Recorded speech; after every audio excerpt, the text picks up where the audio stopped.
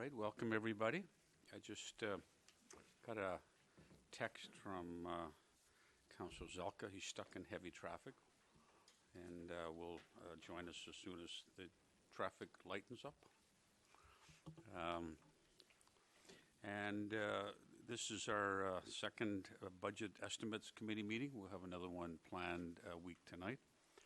So welcome everyone to this committee, and we acknowledge we're on the traditional territories of the Lekwungen-speaking people, the Songhees and the Esquimalt, whose connection to these lands continue to this day.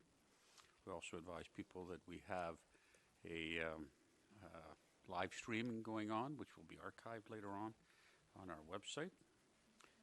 So, call the meeting to order. We have tonight the agenda will take us through to a number of issues. We'll start with we have a memorandum from the Director of Financial Services and Acting CAO, who will walk us through an overview, including a strategic priorities overview, because of course those are very connected to our budget. This year, for the first time, we engaged in the Citizen Budget Project, an online interactive way for people to voice their views generally on budgeting, and we'll hear results of that. Then we'll enter into a budget overview, again from our Acting CAO, Ms. Carter, and following that, then we'll go through 3 departmental budgets tonight. One is corporate finance, including the municipal hall and those kinds of things. Building and planning, and Ms. Jensen will take us through that. And then finally, engineering and public works. And we'll do both of the operating and the capital side. There will be an opportunity at the end for public input. And following all of that, we'll adjourn, and then we'll come back on a week tonight, and where we'll look at 3 other departmental items: the police, the fire, and also the emergency services in a similar way.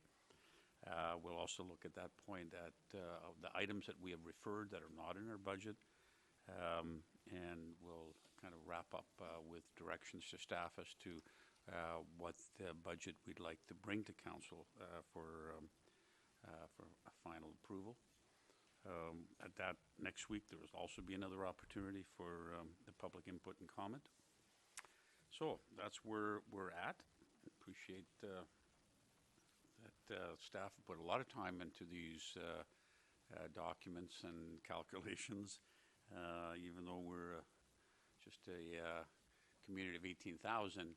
We have the same complexities as even the large communities in terms of the kinds of activities that we have to engage in: police, fire, roads, sewer, water, et cetera, et cetera. So we appreciate the hard work that's done under obviously the difficult circumstances and some staff shortages.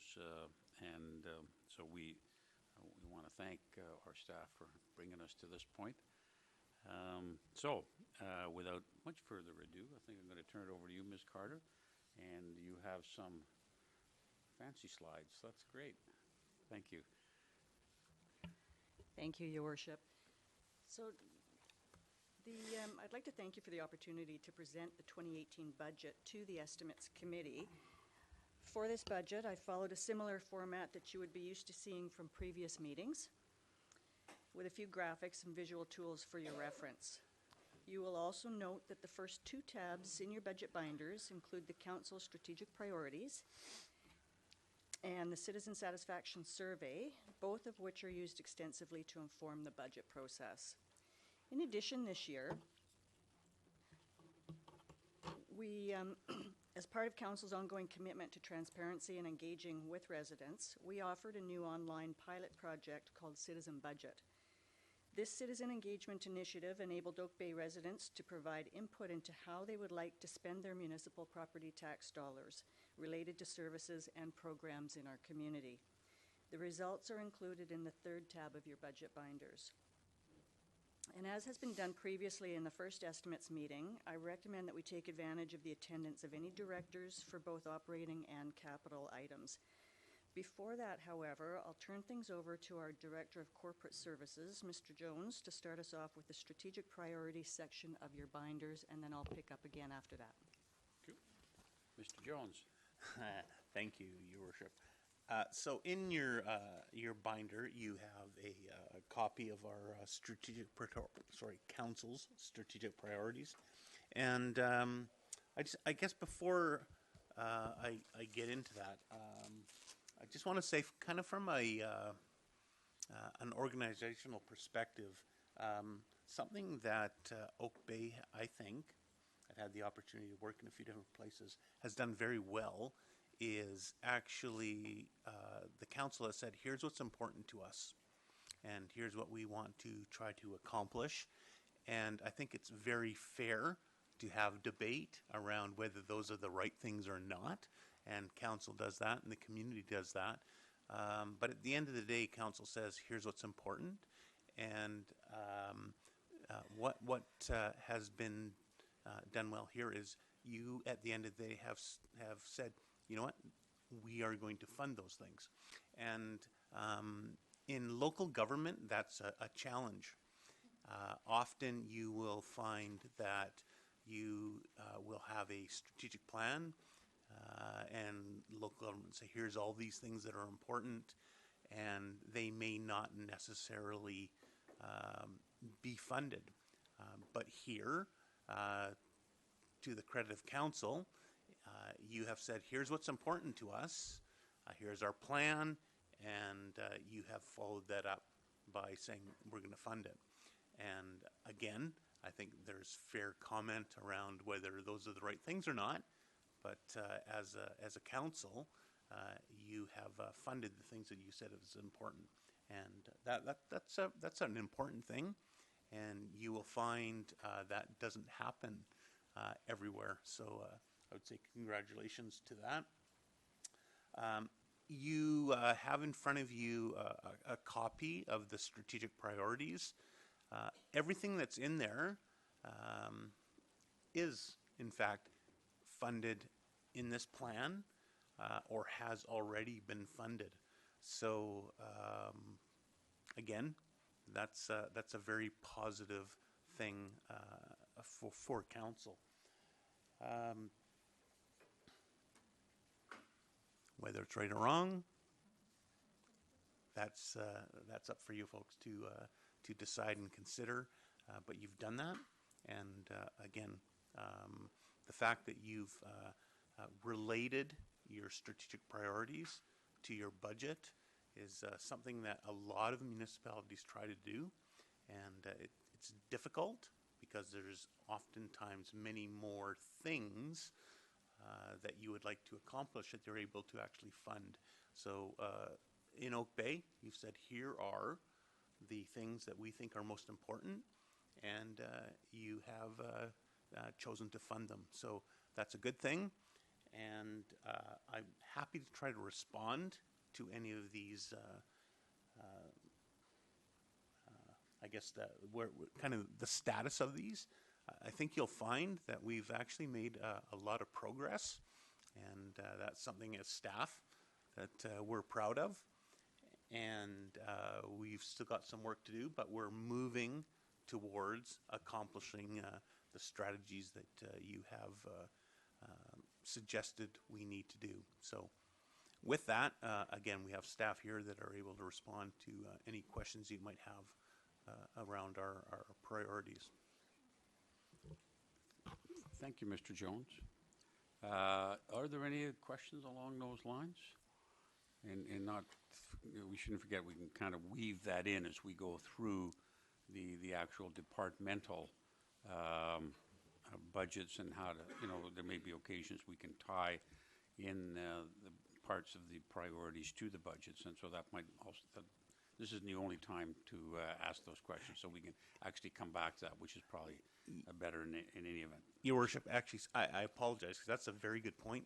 Really, what we have tried to do is to in the budget say, here is what council has suggested are priorities, and in the community survey, say, here are what the community has said are priorities, and we've tried to pull those together, and based on discussions that have happened over the years and months with council,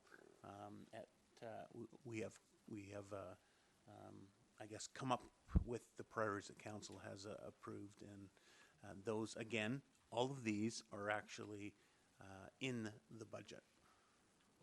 Okay, thank you very much. So I think what we'll do next, we know the citizen satisfaction survey, and I think the next suggested step was to get some feedback and about the results from the citizen budget survey that we did, our new online public engagement tool. Thank you, Your Worship. I didn't prepare anything specific to the citizen budget results because it is, in fact, in your binder. There's a final report that summarizes all of the feedback that was received, and as well as all of the comments that were provided from the public.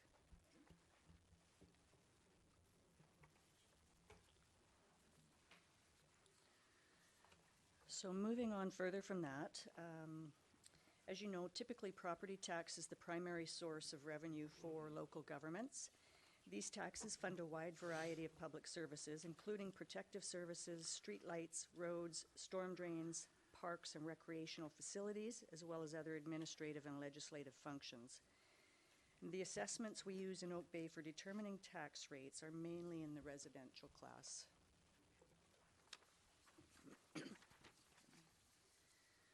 This slide shows you the breakdown of revenue sources for the District of Oak Bay for 2018 in the general operating fund budget that is before you. This breakdown doesn't include water and sewer funds, of which the fees were approved last fall. And overall, a 1% increase in taxes represents approximately $214,000 in additional funding.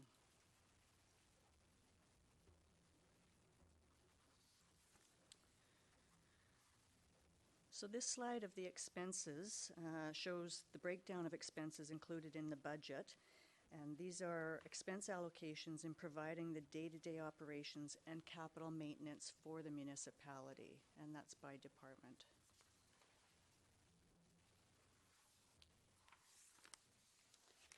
You'll also note that there is a section here for capital expenditures near the top, and I'll just go into that with a little bit more detail as well. So the capital expenditures are broken down between departments as well. You'll notice, for example, the Parks, Rec and Culture says 26%. Not all of these are funded by taxes, and that one is a perfect example. There's a large part that is grant funded. So although the expenditures are high, it's not all tax-based funding.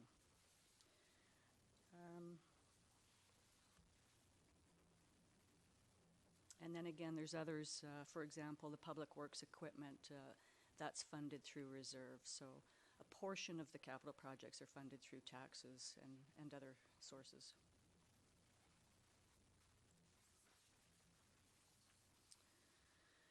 So some of the fiscal challenges that we face in preparing a budget for council consideration include increased service demands and balancing with the escalating costs such as the regular salary and benefit cost increases, the library services agreement, utilities, insurance premiums, and these are all costs that are I'll say offloaded, that's not the correct term, but they are, the municipality doesn't have any control necessarily, or not a lot of control over these costs. For example, utilities went up this year, insurance premiums went up quite a bit, and our discount rate went down. So those are things that we have to factor into the budget when preparing it, and it gets rather challenging to try and balance the budget. Both the Oak Bay Police Collective Agreement and the Oak Bay Fire Collective Agreement expired December 31st, 2015. However, I note that a new agreement has been reached with Fire. As well, the Oak Bay QP Collective Agreement expired December 31st, 2016. The district sets aside funds annually to offset the costs of expected increases due to collective bargaining. So contingencies have been included in the budget to cover these anticipated increases. It's important to note that these equate to a 2.55% overall tax increase, and this is before any other budget items are considered.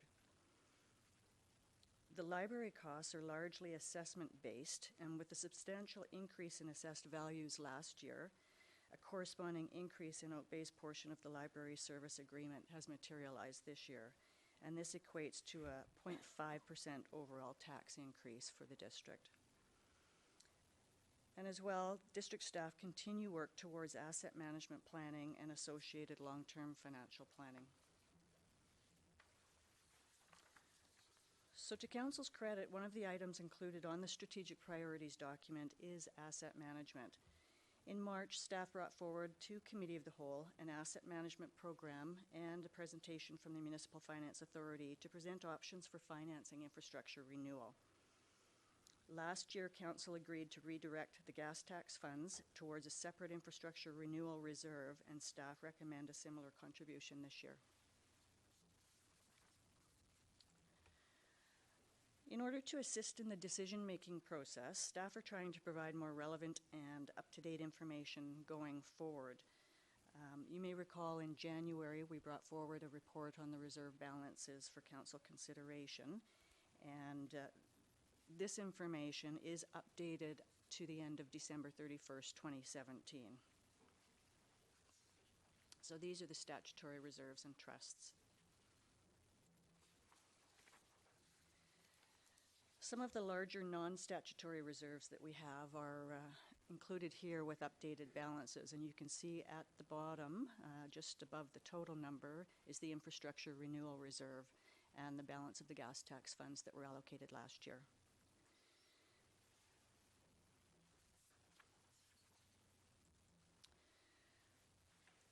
This slide shows the debt the municipality currently holds. We hold minimal debt. There's one long-term loan for the recreation center, which will be finished in 2023, and that annual cost is a little over $255,000. There's also 2 loans for fitness equipment, and those will be expiring within the next 5 years. And we also have loans for 4 purchased vehicles for Parks and Public Works. And again, those will be expired in the next 5 years. And based on the recent presentation that we received from the Municipal Finance Authority, the unutilized liability servicing capacity limit for Oak Bay stands at $9.4 million. And that number changes continually based on our eligible revenue sources and also our current debt situation. So we'll need to update that at any time that we want to pursue debt for the municipality. So finally, the overall 2018 assessment values for the District of Oak Bay have increased, although at a lesser rate than what we experienced in 2017. The tax rates will be prepared based on these assessed values. The budget that's before you today shows an overall tax increase of 3.23%. The impact for an average residence has yet to be determined. Our budget meetings were a little bit earlier this year, and we only just received the assessment information, so those calculations still need to be completed for an average household.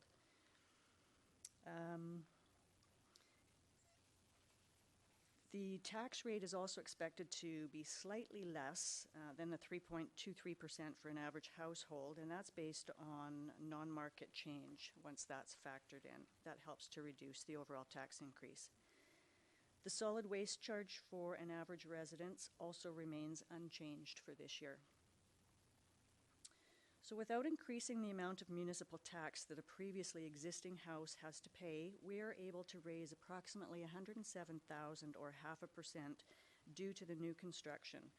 Assessed values are determined by BC Assessment, and in the case of residential properties, the assessments represent what a property would have sold for July 1st of the previous year.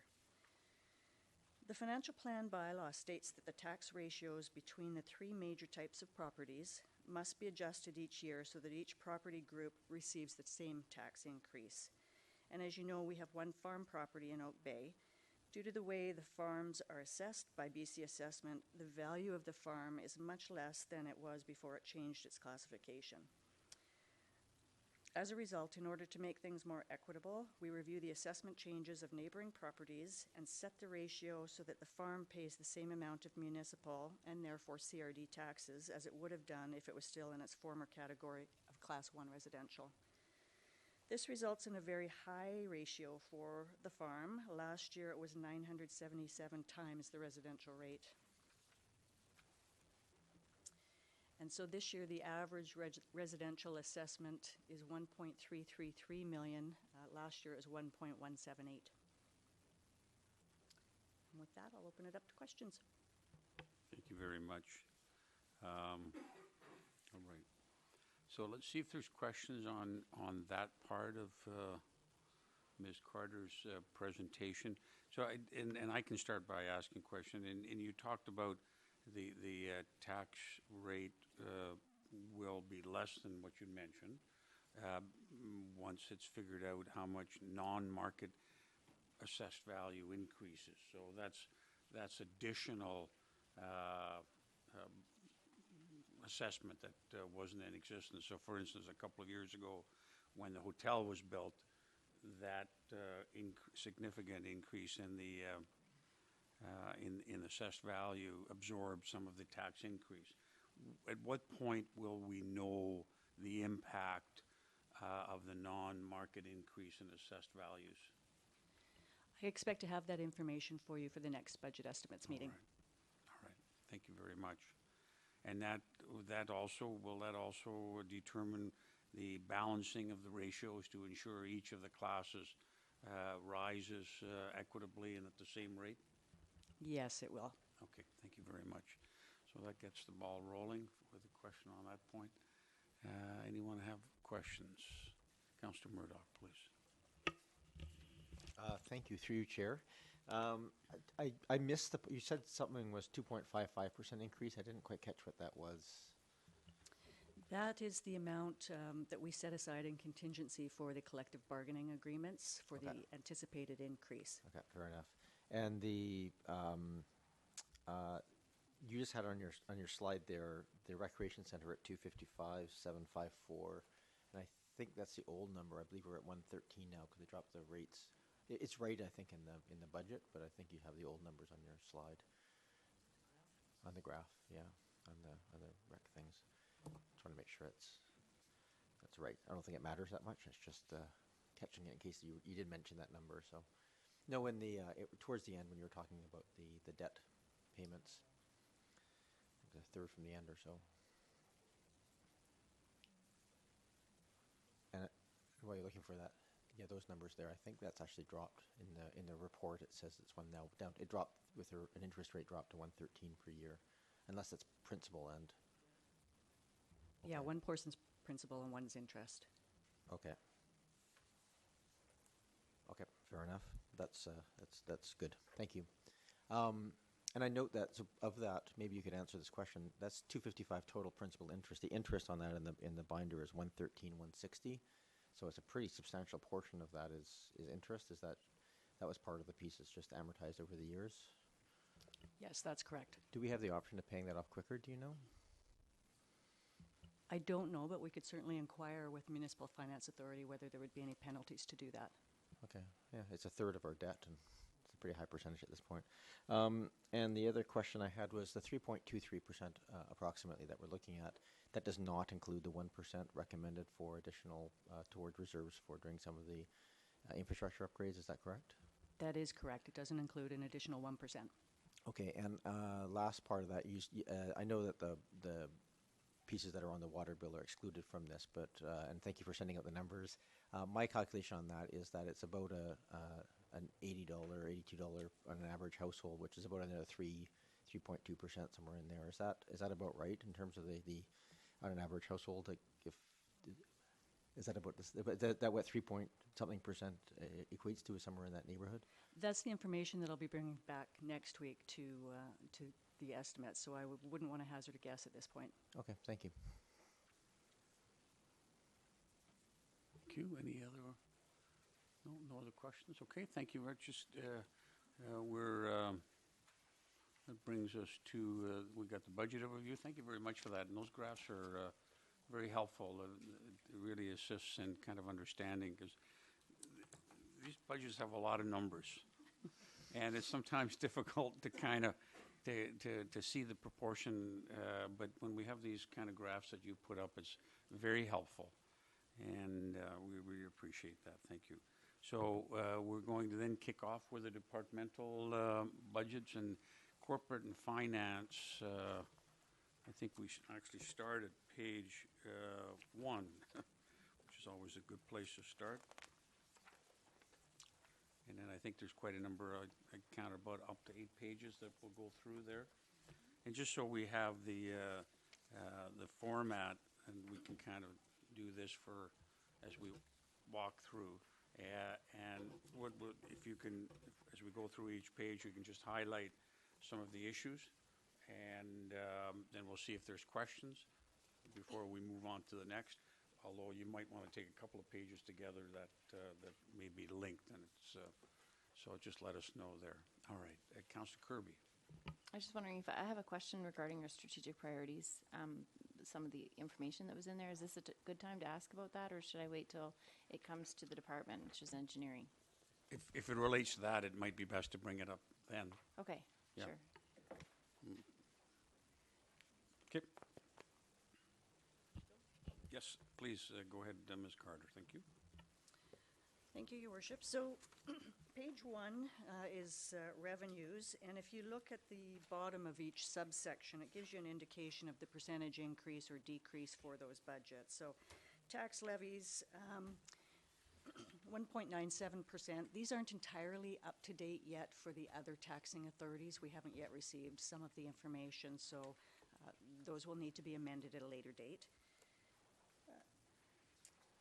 Payments in lieu, we have received that information, and we're expecting an increase to the federal government and provincial government for hydro, and of course a decrease for the University of Victoria. On the next page, licenses and permits, that has increased a little bit there, and that is as a result of the actual fees that we experienced throughout 2017. So this just reflects more of what our reality has been over the last year. And that's the same with the fines as well. So there's nothing really that jumps out there. It's just reflecting more accurately the actuals that we're experiencing. For rentals, that's gone up a little bit, and that's largely due to the revenue that we receive from the Oak Bay Marina and through that lease agreement. Return on investments, we increased that slightly. We experienced very good returns last year, and that was a result of staff being very diligent in terms of cash flow management and ensuring that any additional funds after tax time were placed into investments that were receiving interest. But of course, we can't bank on the interest rates. So penalties, again, that was increased to more closely reflect actual penalty revenue and interest from last year. And then the transfer from reserve funds, those are for specific projects and include projects that were carried forward from previous years.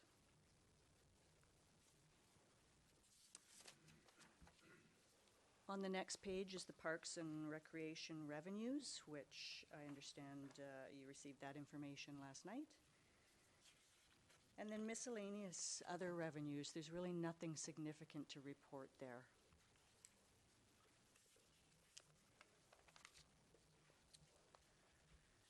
Transfers from other governments on the next page, which is page 5. You'll note that there is a federal gas tax amount there of $668,069. That's not the gas tax that we've been talking about already this evening. That is a grant through one of the gas tax funds for the energy loop for the rec center. And that's something we applied for, as opposed to the gas tax, which comes automatically. That's correct. Okay, thank you.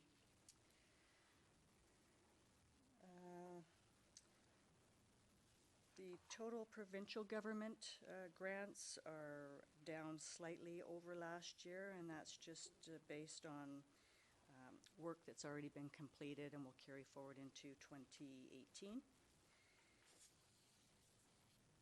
And then other local government grants, the fee for the CRD CREST program was reduced quite a bit last year.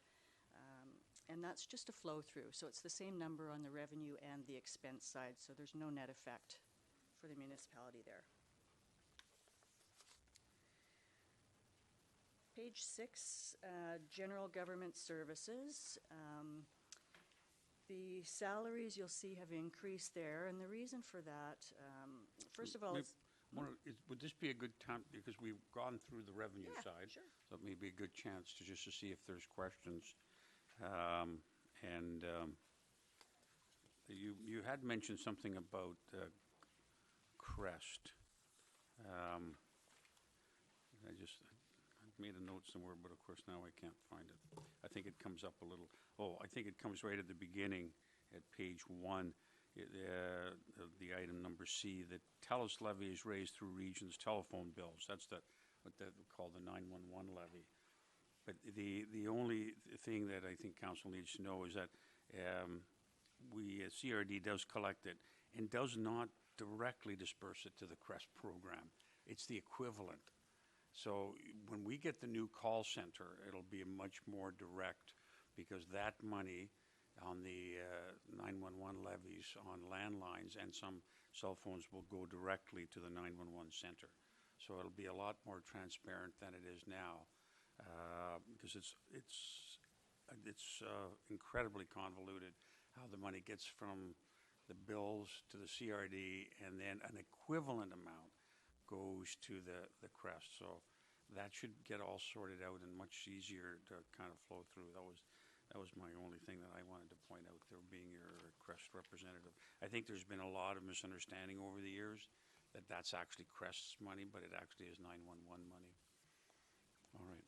So let's see if there's questions. Yes, Councillor Croft, please. Through you, Chair. On the page 1 notes, B, the boulevard frontage tax, I see the note that it had not been increased the way that, because the bylaw was not changed. And I'm wondering if the tax increase for next year, 2018, is the 3.63%, with it going from 192 to 199,500, or how is, or I just wondered what percentage you'd used for that increase.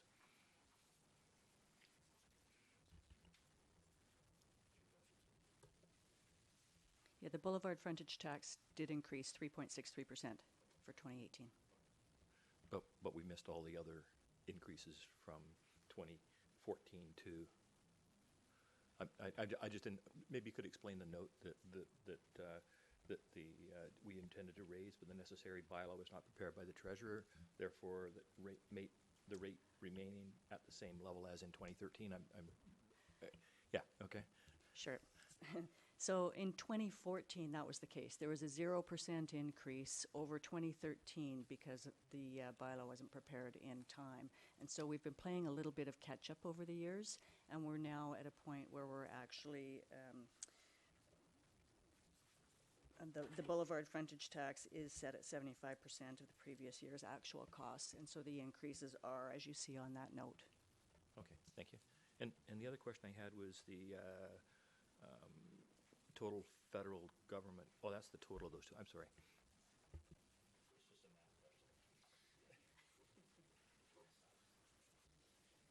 That was it, Councillor Croft. Thank you. Councillor Braithwaite, please. Thank you. Through you, Chair. I am also on page 1, and yet again, I see that we've shown that the University of Victoria's amount is going to go down to only 86% of what they gave us this year. So I'm wondering if when the time is right around the council table, we can talk about sending another letter to the powers that be about how this is becoming less and less and less for the amount of service that we're giving. I think that's a good point, and we did try to get some meetings last year at UBCM, but That was just after the kind of the new government, so it was almost impossible to get a meeting. UBCM's coming up a little earlier this year in September, and certainly that should be something that we'll ask for. But typically, the letters have all been abysmal. But so with this new government, I don't know what they're, but we certainly can send a reminder that we'd like this reconsidered, because it has been very unfair. And when you look at the grants in lieu that we get from a major institution that has hundreds of millions of dollars of assessed value, and they do it on a kind of a almost noblesse oblige. We'll give you what we think that you should get, whereas the federal government in a similar situation has actually formulas and based on assessed values, which then change as institutions either grow or shrink. So the example I continue to use is the Navy base, which has a huge assessed value and draws in anywhere from $10 to $12 million into the Esquimalt. I mean, and if we had a similar provincial setup, we would get millions of dollars from the provincial government.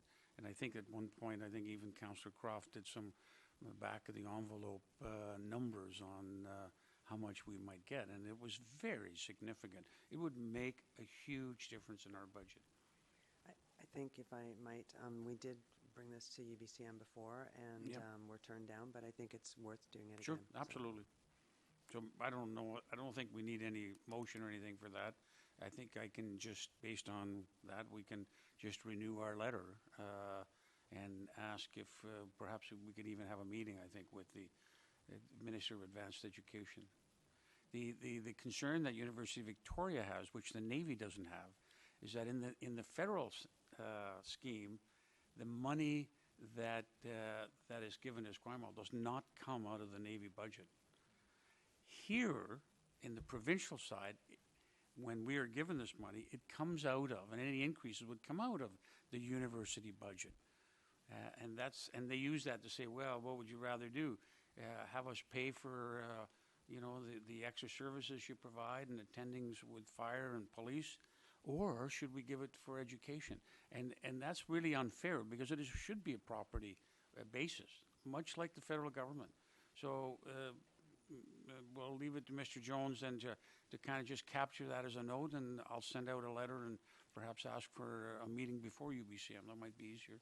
Thank you very much for raising that. Thank you. Yes. Was there anything else? Councillor Kirby next, please. Thank you, Chair. In addition, I would just add to that perhaps we could record in how many hours are spent by the police and fire responding to UVic, and how much does engineering, and just to try to calculate just how much it costs us to service the university, so that we can kind of compare the revenue that we're given. And I think my recollection is one of the UBCM meetings, we in fact had that figure and we brought it to the minister's attention, and what we got was just a shrug. Thanks a lot. Next. Mr. Jones, did you want to weigh in? Your Worship, we do have those numbers, and the direct costs are far in excess of what we receive back in the way of revenue. So we can provide that again to council, and we will certainly make arrangements to try to have another meeting at the UBCM this year. Very much. I was just Councillor adding Kirby, that, but my actual have the floor? question Yep. was about page 2, under building permits. We had, as was mentioned in the note B, there was a substantial, like over $300,000 increase. And I'm just wondering if that was related to a specific project, like the Abstract Bowker building. Would that be why it would be such a substantial increase? It seems like a pretty big jump. And I just wanted to see if it was related to a single project, or if this is a trend we can see from a number of projects. Through the chair, there's a number of variables playing here. Last year, we reallocated some budget because they weren't allocated correctly based on the fees that were coming in. So you're seeing a bit of that in the actuals here, and that should be better for 2018. Thank you. Like an accounting correction, it hadn't shown up on the right ledger or whatever. Okay. No other questions? I think we'll go back. Councillor Murdoch? Thank you, through you, Chair. Just a couple of pieces here.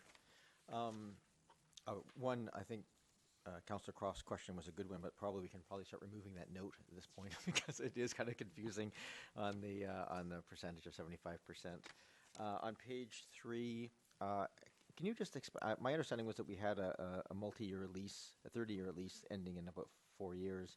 Why was there a jump in the rentals for this year?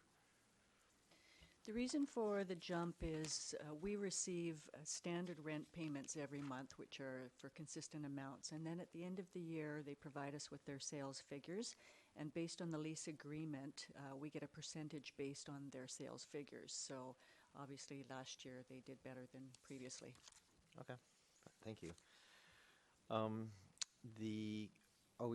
page 5, it's not so much a budget thing as maybe just a procedural thing we have to look at, is that we have for the cenotaph renewal, in the priorities it says that we have to complete the design and then have seek a grant, and we haven't quite completed that design phase. It hasn't come to council for approval and so forth yet. So it's fine in the budget. It's been there already. So, but maybe just something from procedurally, we probably should close that loop at some point as council to approve a design so that we can jump on that if the money's actually come through. And no, those are all costs. So I think those are all my revenue questions for you. I would just point out we've had a pretty consistent looking at the revenues over history of a pretty high, the 2.5% increase this year over year rate for revenues overall, which is on the first summary page. But that number is, this year I have 5.6% over the actuals of 2017. That's been pretty consistent. We've had pretty high things, and those surpluses are good. But I think again we've had this discussion around reserves to sort of maybe have a bit more structure, and I know we're well on the way of getting there, but I'd certainly support that to have a bit more clarity about where those monies are going and how they're going to be used. So thank you. Just on that cenotaph, I don't know if Councillor Day wants to weigh in, but it's a bit of a chicken and egg thing in terms of the procedure. Until we know how much money we're getting from the federal government, we may not be able to finalize it.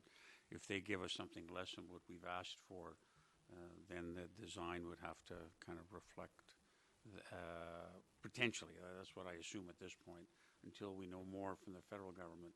I don't know if Councillor Ney, do you have... Because you look after that.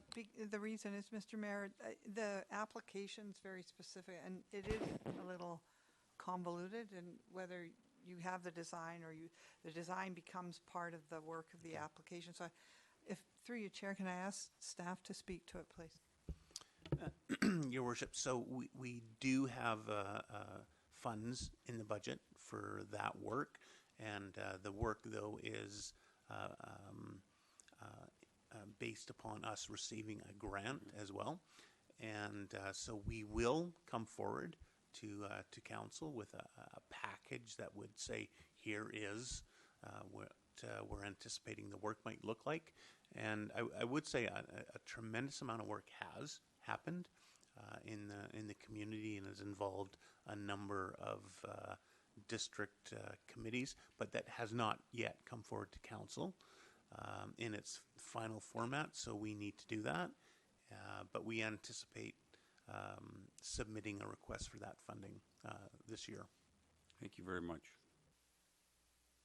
Councillor Braithwaite, I think you had your hand up again on this. Sorry, just a quick question.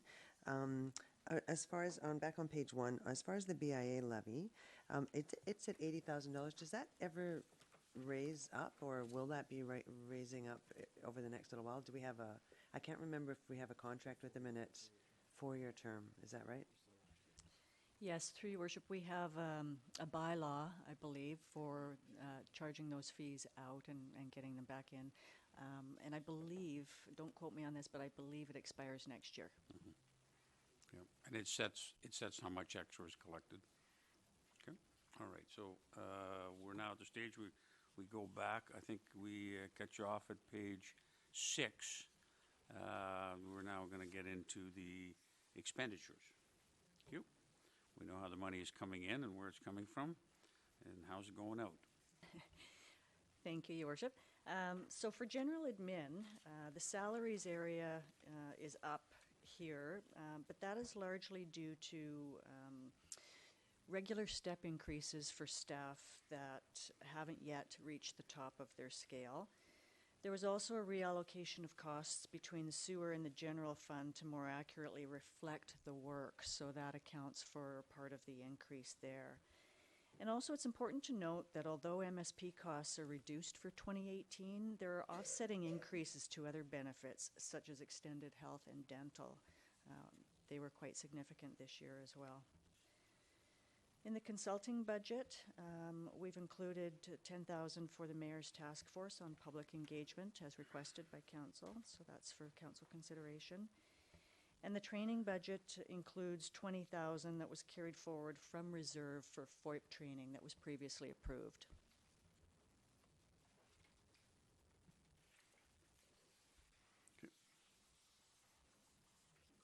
Might as well keep going. You're on a roll.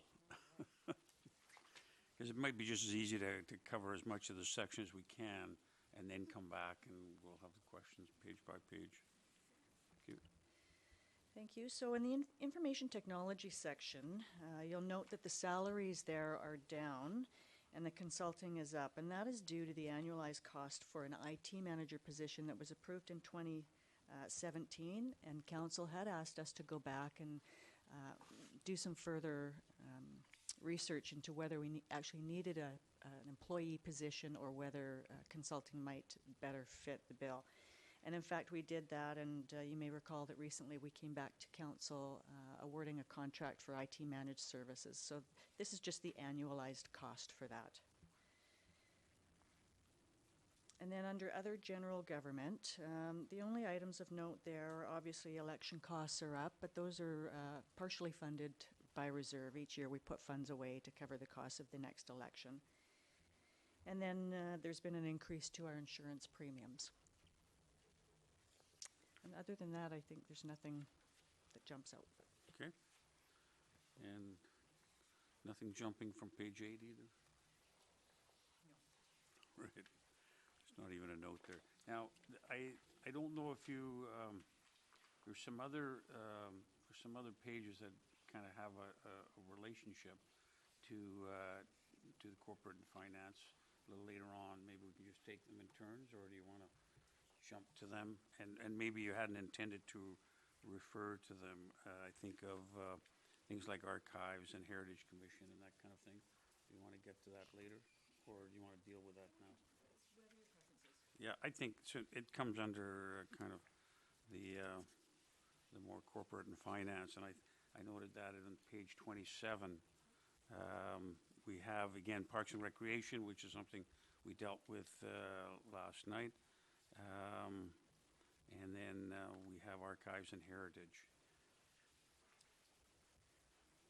Okay, thank you, Your Worship. So the Parks and Recreation, I should point out that I understand there was an item from last night's meeting that indicated there was 25,000 that wasn't included in the budget, and so that we'll have to adjust that. It's not included in the 3.23% tax increase. And there's one other item as well I should mention that you'll see when I put up the table, that, the sensitivity analysis, and that is with regard to the GVLRA fees. I got the new fees after the budget had already been published, so there's about a $4,000 difference there that isn't included in the 3.23, so we'll add that in as we go forward. Okay. In terms of archives, there's no significant increases there, largely just regular step increases for employees. Okay. Heritage Commission, we tried to refine that budget, and that was done last fall. Okay.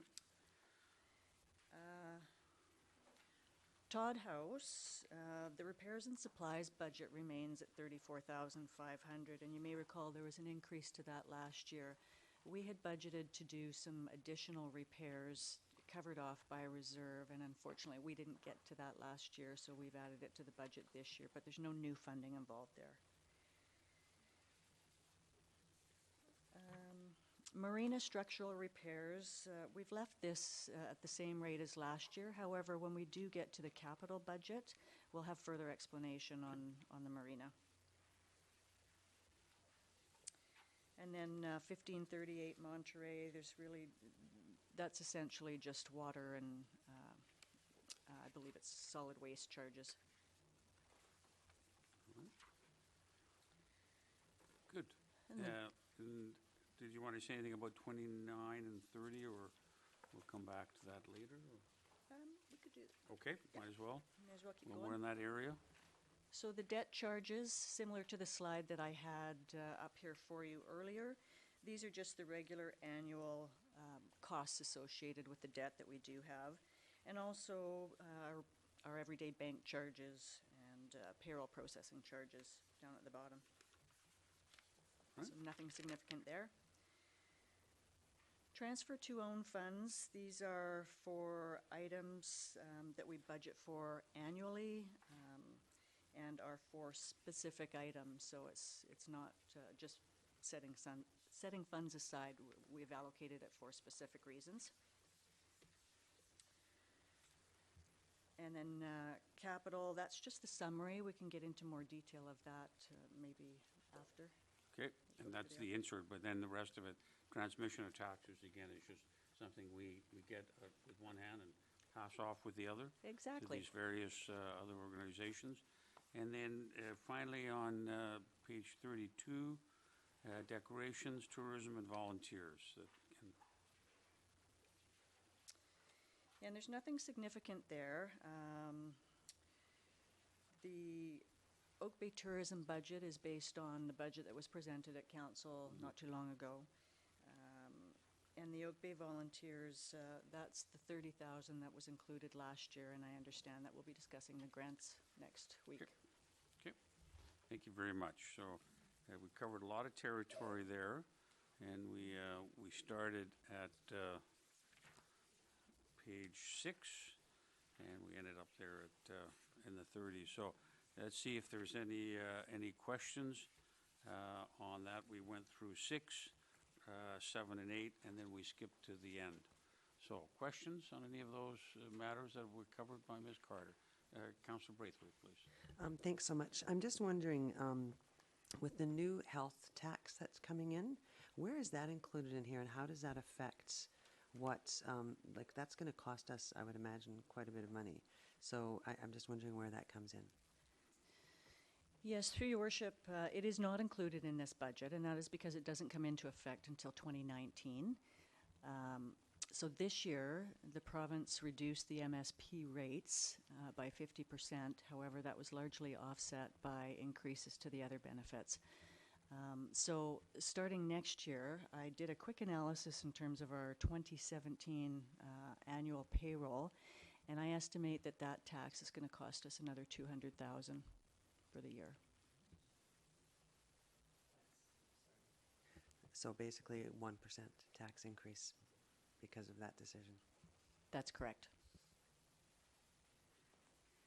And we had earlier today, we received correspondence from our MLA asking us about this.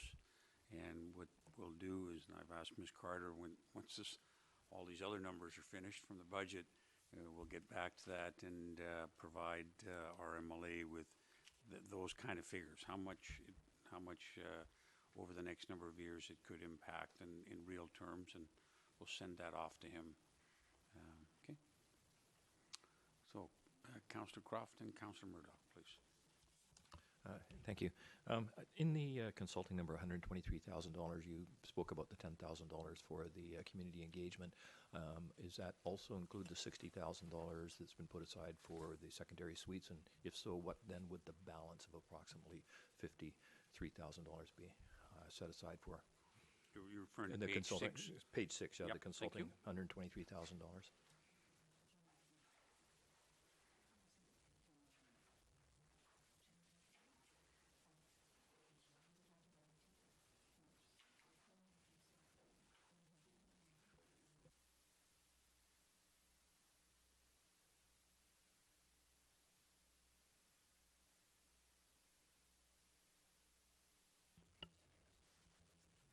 So through your worship, that consulting money covers a number of different projects.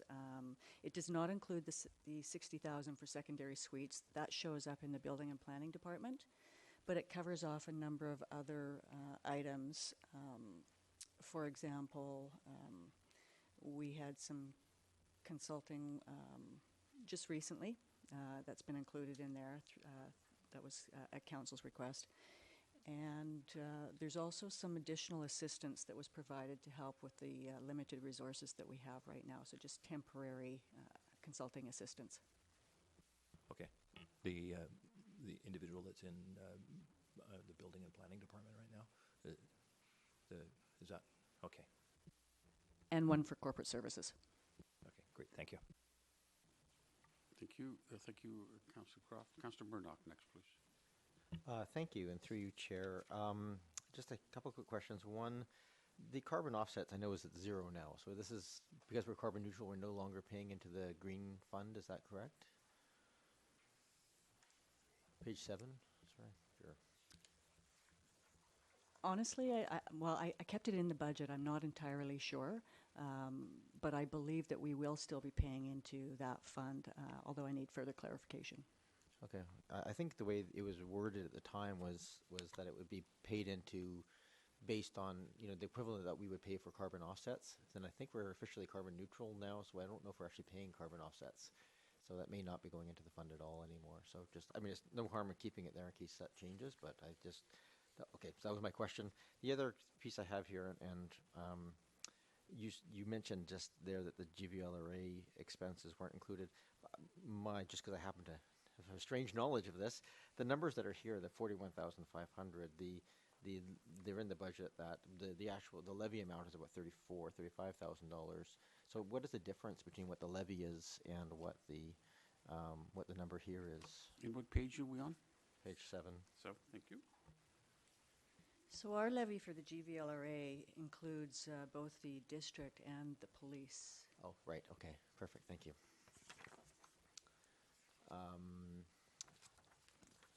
Those are the early pages. I'll go to the later pages,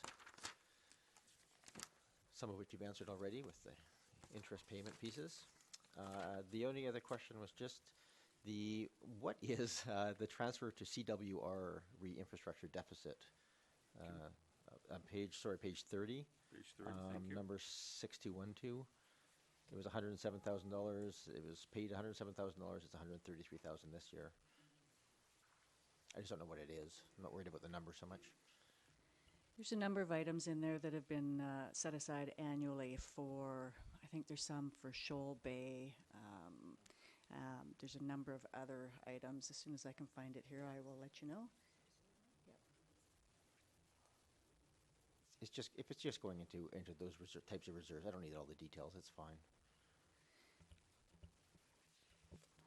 Yeah, there's also an amount in there. Oh, sorry. So this is for the infrastructure deficit. Is that the line item you're looking Yes, at? that's right. Okay. Sorry, I'm talking about a different line item. So the line item that you're talking about, it relates to over a number of years, we've been setting aside 0.5% of the taxes before the adjustment relating to the increased transfer. So 0.5% of taxes would go into that reserve. So we put that in, and also there's an amount this year for $23,465, which is repayment for the survey equipment purchase that happened in 2017, and we said we would put it back in for 2018. Okay. Thank you. So that 0.5%, was that, remember years ago we had discussions about paving. So was that related to that? Or is that a different? Yeah, different people. All right. Okay, thank you. Any other questions on any of the stuff that we've covered there? Okay, seeing none. We want to now go back to the capital for your area. Okay, is that good? Thank you. Well, at least the way it was set up, we were going to do operating and capital for each department, as opposed to doing operating, and capital. If that's okay with council, I mean, we can do it either way, but. Yep. Okay. We're gonna be under capital, the tab capital, and they're not paginated, but there's only 3 pages, so we can kind of refer to them as 1, 2, 3. And I think some of them, for instance, starts with police, parks and recreation, fire, and then building and finance admin. Those are the ones that you may want to talk about. Okay, so for 2018, we've included, we have a number of carry-forward projects, actually. We had approved in 2017 some chairs for the council chambers, which many of you are sitting on here. Unfortunately, they didn't get delivered in time, and so they had to be carried forward to 2018, so that amount is included. We've budgeted $2,200 for one additional workstation for finance, and that relates to ergonomics, essentially. We have a number of very old desks. There is, under IT, there's $15,000 that was carried forward for Tempest Calls Mobile, and that was approved in the previous budget and is just being carried forward. There is $26,000 to replace the virtual host server, actually 2 virtual host servers. One, we had budgeted to replace 2 last year. We replaced 1, and so we're carrying forward $13,000, and we've added another $13,000. We've had some significant issues lately with our servers going down, and it's just because they're at the end of their life cycle. We also have replacement for web server for $6,000, and again, that's carry forward money that didn't occur last year due to resources. We also have $20,000, which is new funding for replacing TELUS switches. And again, these are all items that have been identified through an IT audit that was conducted, as well as difficulties we've been experiencing with the equipment.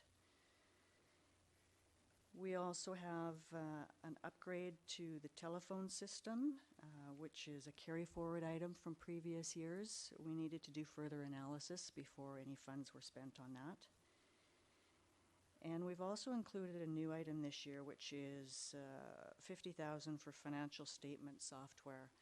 And this is, the reason for this is our processes at year-end are extremely labor-intensive. They're very manual and therefore prone to more error, and they take a lot of staff time. And when our auditors come, they automatically put it into caseware anyway, so it would be of benefit to them as well, and it would allow us to be able to pull off financial statement information a lot easier than we can do that now, so that's why that's in there.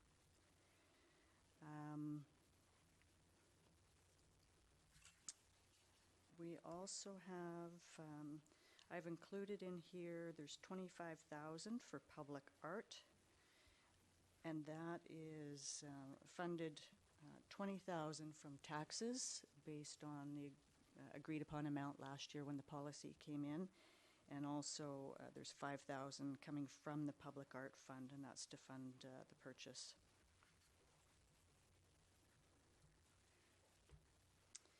And then we also have, as I mentioned, the Todd House chimney is a carry-forward item from last year, and that would be added to the operational amount that we carried forward as well. So that's already funded from the Todd House Trust. And then we have the marina roof and structural repairs. So we have some funds that are carried forward here, and it would be funded from Capital Works Reserve, but it's been bumped up significantly. We received a new report on the status of the roof, which indicates some significant costs and repairs are required.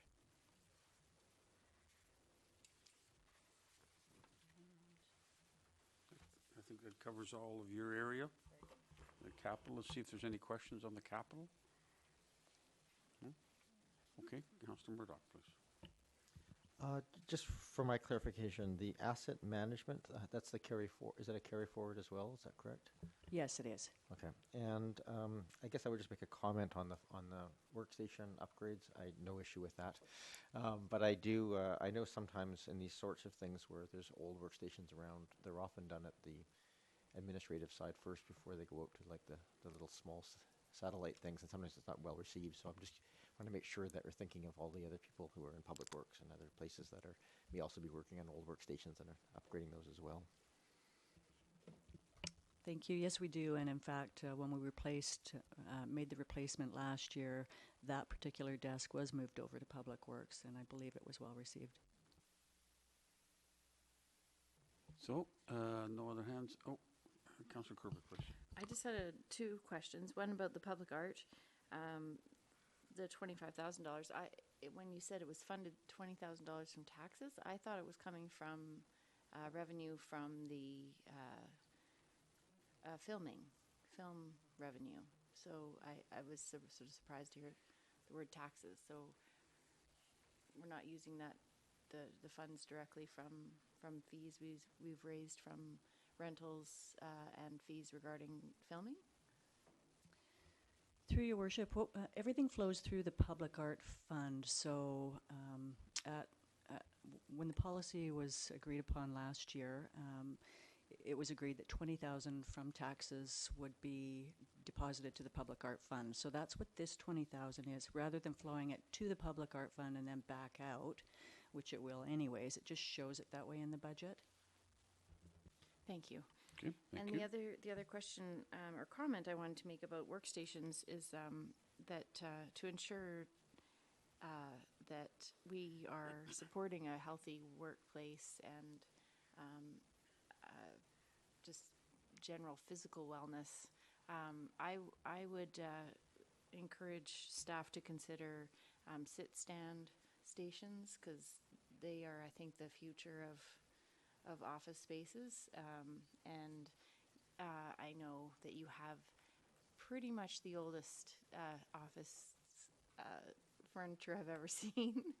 And I think that's something we should encourage, that they're extremely helpful, and encourage people to not sit. And I know that we've seen research recently that suggests that sitting is the new smoking. So anything we can do to avoid sitting is good. I've seen some around. I think our IT fellow sometimes stands, or I think he's the one. That's correct, and we have some in other departments within the district as well. All right. So thank you very much for that. We're now going to move on to building and planning. Ms. Jensen, you ready? We're going to... Your worship, I'm going to help her out a little bit with this one. Oh, okay, okay. No problem at all. My cheat sheets doesn't show that. So you start us off, and I think we start off there at page 18, and we might end at page 18. And that's under operating. Operating tab, page 18. There we go.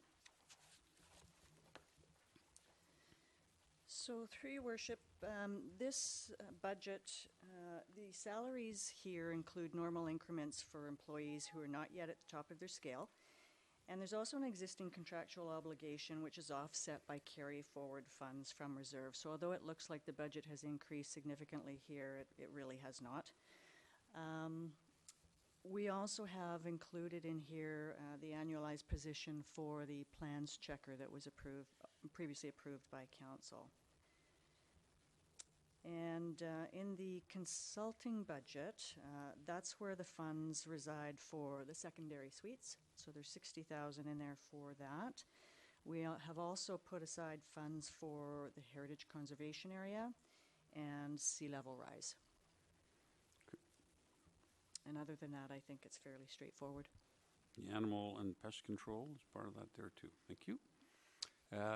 So that's operating. Any questions on operating? Yes, Councillor Zelkin and Councillor Murdoch, please. Thank you, Chair. Through you, a question about the sea level rise consulting fees. If someone could please explain them, that'd be great. I'll ask Ms. Jensen to respond to that one. Thanks. As you may be aware, a couple of years ago, the Capital Regional District undertook a study to look at sea level rise across the Capital Regional District. That provided some rather intense information.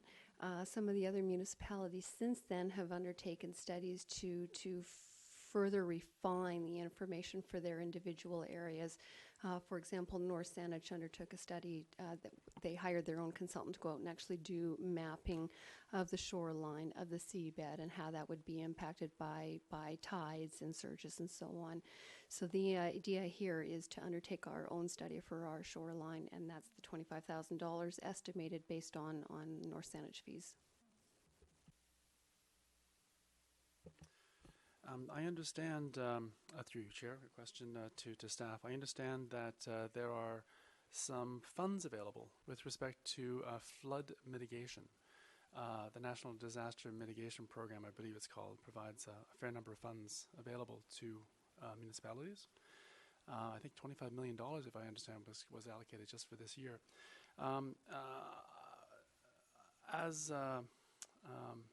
In my day job, working for the Ministry of Transportation, I saw some rather alarming sea level rise maps 60 to 100 years out that I hopefully will not come true. But if they do, I would wonder out loud whether Oak Bay needs to consider itself with flood mitigation at some point. I just thought I would float the question as to whether there was any consideration for flood mitigation planning at this point. Is there any applications going through for any of that, or are we even at that stage yet? We will certainly be looking for other opportunities for grants or additional steps that we need to take, but first we need to determine what we have. So that'll build on what the consultant, yeah. Okay, thank you. And, Councillor Murdoch, operating, please. Thank you, through you, Chair. Thanks for answering the question on the sea level rise question. I was hoping it was just to stop sea level rise, but apparently that's not. It's a good deal, $25,000. Good. No, my question is just on deer control. It's the budget has $20,000. I know earlier we got the grant for the $20,000 from the province, but that's a matching grant, and our budget here is only 20. Should that number not be $40,000 to include our cost plus the grant costs?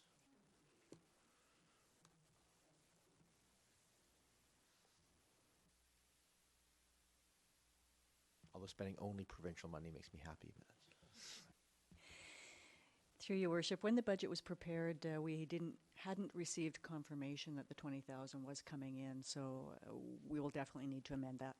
it won't affect the tax rate, obviously, because that our 20,000 that's included is already there, and the additional money would just be from the province.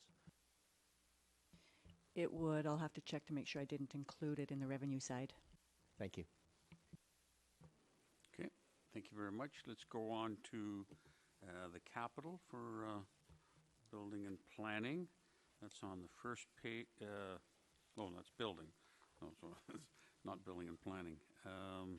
Oh, that's right. Well, that's that then. The building was the other. There was real building, not the planning part of building. Thank you. Thank you. Engineering. We start at page 19. I think it goes through to about 26 is my note. And who's going to walk us through that? Mr. Horan, thank you very much. Yes, thank you, Chair. So our 2018 focus was to deliver on our strategic and our multi-year capital projects, and to deliver on our operational maintenance targets as represented in the budget. So operationally, that means be responsive to customer service issues, and increase our data collection and tracking of our maintenance plans, budgets and cost of unplanned infrastructure emergencies, all to rationalize our approach to operational maintenance management and planning. So strategically, we're winding down our big water main project on Henderson Road. That's the secondary alternative source of water distribution to South Oak Bay. And we're also at 90% complete the Uplands Humber catchment detailed design of the storm drain system project. So 2018 capital plan is some reductions from 2017. Our focus is on St. Patrick's Storm Main project, which are our large and high priority for this year, already deferred from 2017. Water main rehabilitation projects and sewer rehabilitation projects, both conventional and cured in place pipelining efforts this year. So operating wise, The budget as presented here is very similar to 2017. There's some key changes there, some reductions in the consulting budget just for this year only, as well as removal of the line item for sundry contracts. So that's the only issue I have for the first page, 19. If there's no questions there, I will move on. Yeah, okay. I think what we'll do is probably just go right through Okay. to all the sections, and then people can kind of capture their questions. We'll come back. Okay, I don't Thanks, have, Mr. Moran. in terms of operating, I don't have a whole lot to talk about, to point out. I just will draw your attention to page 20. In stores operations, you'll see an increase in salaries. We talked very similarly about this last year, just the numbers are slightly different. What we've done there is have a temporary part-time clerk to support operations in public works related to the sheer level of municipal servicing and the administration around that. So that's what that increase is representing. And that's all I have in terms of pointing out specifics for operating. Right, and it goes on to, you're in charge right through to page 26. Do I have that right? That's correct. So if there's any questions on pages 19 through 26. Councillor Murdoch, please. On page 21, through you, Chair, just the mill and fill road repairs, that's a contract that we have out there.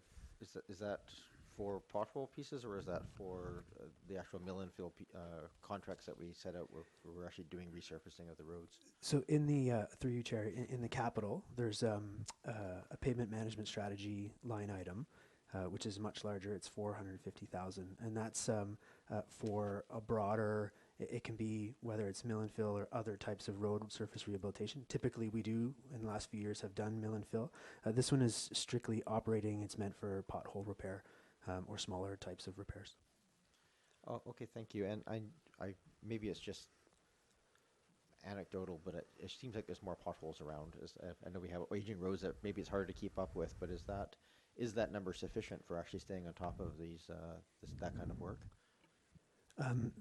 Through you, Chair, the recommended targets for how much pavement management should be is we talked about it a couple of times in the November asset management update, where the recommendations about what the annual cost to maintain the 2012, 2013 road conditions were, and it was closer to. I don't recall the number. It's higher than 450. It's closer to it's over $1 million per year, and so I can dig that up to refer you to it. So the longer term plan would be to the recommendation would be to increase that funding until we get to that level or closer to that level, and reassess as we get closer. Thank you. And that's, yeah, I think it was around 1.3 million, somewhere around that nature. And I think that was indeed, as the mayor recalled, and I share his recollection that 0.5% that we put in that 1 year was the start of that process to start ramping up the money, but didn't get carried through. So that's fair enough. So the 450 in capital plus this are sort of the total of the pavement management, pavement fixes that we have in the budget right now. Is that correct? Through you, Chair, that's correct. Okay, thank you. And sorry, what was the last page we're going to? We're not. Oh yeah, that's fine. That's 26. 26. So I guess I have a couple of questions on this. One is the On page 26? on page 24. Sorry. 24, thank you. One is just the street lighting. That number has the electricity dropped quite considerably in 2017. I can't, and down from 102,000 to 71 or 72,000. I'm assuming that's due to the LED portion changeover. But I noticed that this 2018 budget is back up again. Just curious about that shift.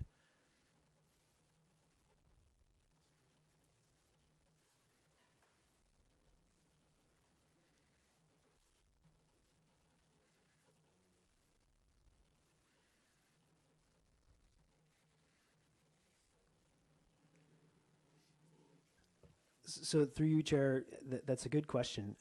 We aren't expecting to see the decreases in cost in terms of electricity output because of the LED project, because it was going to be seen within a year after it's completed where the BC Hydro would start to reflect because the changes that are made. So I will have to actually to take this one away to answer what happened there for that particular what's going on there. Unless Ms. Carter knows just off the top of her head, but I don't think she would.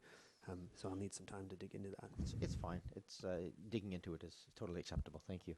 And and directly below that, the lamp standard and railing painting. I noticed we budgeted 12,000 and we have actuals of 2,600, and back to 12,000 this year. I guess I would just flag that because I know there's many examples of not enough maintenance. We're ending up in huge bills later on. So I just want to make sure that we're not sort of falling behind in some of that painting and maintenance. Through you, Chair, that's a good point. In this case, we have two people who do this type of maintenance, and we had one lost for several months, long-term sick leave. So it really was down to a resource issue, and not easily compensated for. Thank you very much. That's good. Thank you. Thank you. Councillor Zelka and then Kirby. Thank you. Thank you, Chair. Through you. I know the engineering department's been rather busy this last year with uplands and water main replacements. So I imagine some of those maintenance numbers being low could be explainable, possibly. But I wanted to ask in particular about the uplands. If I remember correctly, we had to spend a ton of money by like March 31st. Did I get that right? And did we? Through the chair, indeed, the original agreement with the Clean Water Wastewater Fund was that the projects would be completed by end of March 31st, 2018. But I asked for and received an extension from the province just to give us. We're actually doing quite well. We will be done this month for both projects, but for the Uplands one in particular, some issues arose in terms of the detailed design that were not originally anticipated for, where we're reaching out to the federal government, I take that back, the provincial government related to potential environmental requirements that we need to incorporate in the design. So add time to the project, but really make the end result for the district a lot more shelf ready. So we asked for the time and they gave it to us, and that's the answer on that one. Details aren't actually needed. I just I had heard there was an extension of time needed for the public, but I didn't realize that we also got an extension on the grant as well. So thanks for that extra information. That's great. Councillor Kirby and Councillor Nate, please. Thank you. I just had a question about storm sewers and our new rates for cost recovery. So this last year we've increased the rates for users or to homeowners that replace their servicing, and to more directly reflect the cost that was coming to the district. And I'm just wondering if you can comment on how those fees are working out. Has that adequately covered the costs, and are you seeing a improvement in the budget regarding just the cost recovery there? Through the chair, we were able to, before we came to council, to say, hey, the bylaws, the public sewer bylaw, the water rates bylaw, and the driveway access bylaw needs to be updated so the fees reflect the actual costs for public works to do this work. So at that stage, we had all the data we needed. In March, so a year ago, is when the bylaws were actually changed. So there hasn't been a lot of time to, since the change. So basically last year was a transition year, and rolling right into the approval of the water rates bylaw and the sewer rates bylaw, we weren't able to do, to change how the business is set up in terms of the accounting to show the numbers very clearly on the page. So anecdotally, we're able to look and say, this is how much servicing we did, this is how much money came in, how it's accounted for and how it's set up will take more effort and staff to make it easier to see. But the short answer is yes, we were able to, once the bylaws were changed, cover the costs more accurately for the work that was done. Thank you. And I think probably the financial software will probably help us see that better too next year. But, yeah. Thank you. Thank you. Councillor Nathan, Councillor Braithwaite, please. I'm on page 24, and I'm looking at the line items related to village parking. And through you, Chair, to staff, I have a couple questions. One has to do with the school patrol, which the note says that they've been funded by Beacon Community Services, but that service will discontinue now. So I was just curious, where are they installed, the parking patrol, or the patrols, the school patrols currently? They're at Willow School. Oh. Thank you. Okay. So, so that will no longer be funded, it sounds like. So, Councillor Kirby sounds like she's got something to say about that, but, Through you, Chair, I can answer that question that. Well, that let's just make sure that Councillor Nay's finished with whatever Okay. point she wants to make. And well, that was one item. If you want to finish that, because I have another question related Unrelated? to. Yeah, it's a separate line Okay, so item. let's deal with that Sure. one. That's a good idea. Go ahead, Councillor Kirby, and answer that question. Well, I can't answer it, which is unfortunate. All I can say is that it's ongoing, Okay. and that the school district is still looking into other options to provide, to have the service overseen by another community organization, as Beacon wants to be able to hand the reins over to another organization, not necessarily the school district. The school district doesn't want to take on that responsibility of managing those contracts. Correct. And so we're still looking into it and hoping to see some resolution before the end of the school year. Okay, and just to clarify, we fund it, but we don't administer it. Beacon Community Services withdrawn. The school board doesn't want to do it. We're not going to administer it. So, but we're going to leave it in the budget for now, in the hope that there will be an administration come forward to take that over. And I might just suggest, in addition, I mean, this is something for another time, but that I think the PACs value this service so desperately that should worse comes to worse, that we may be, I'm pleased that we'll be setting this money aside either way, but it could be administered through the school PAC. But the recommendation is just to leave it in the budget for now, and we'll see. Thank you. All right. Your second Okay, point, then, sure. coming back to you, Councillor Ney, please. Thank you very much. Through you, Chair, to staff again, that has to do with the commissionary contracts, which has gone up slightly. But what I was wondering, obviously a part of their job is administering ticket fines, I would assume. Are the ticket fines that come out of their work the municipal ticket fines or the parking fines over in the fines section on page 2? Or are those, is that the connection? That is correct. It's both tickets. On that note, I mean, if I add it up, I mean, they don't cover their costs, the commissioner contract, but I do notice that the municipal ticket fines are down, I don't know, about 30%. Is there something you can tell us about that? Mr. Jones, you look eager to answer this one. Thank you. So we actually have been taking a little bit of a different approach to parking tickets and parking management, and are trying to be more of, I guess, a compliance approach, and that will reduce what ultimately our income is. There are some things we are doing a little bit differently. We are now just starting to issue warning tickets that we never had in the past. We are starting to try to introduce tickets that will actually encourage people to comply as opposed to fining. And so, you know, there will be, under kind of a little bit of a new approach, a reduction in revenue from those sources.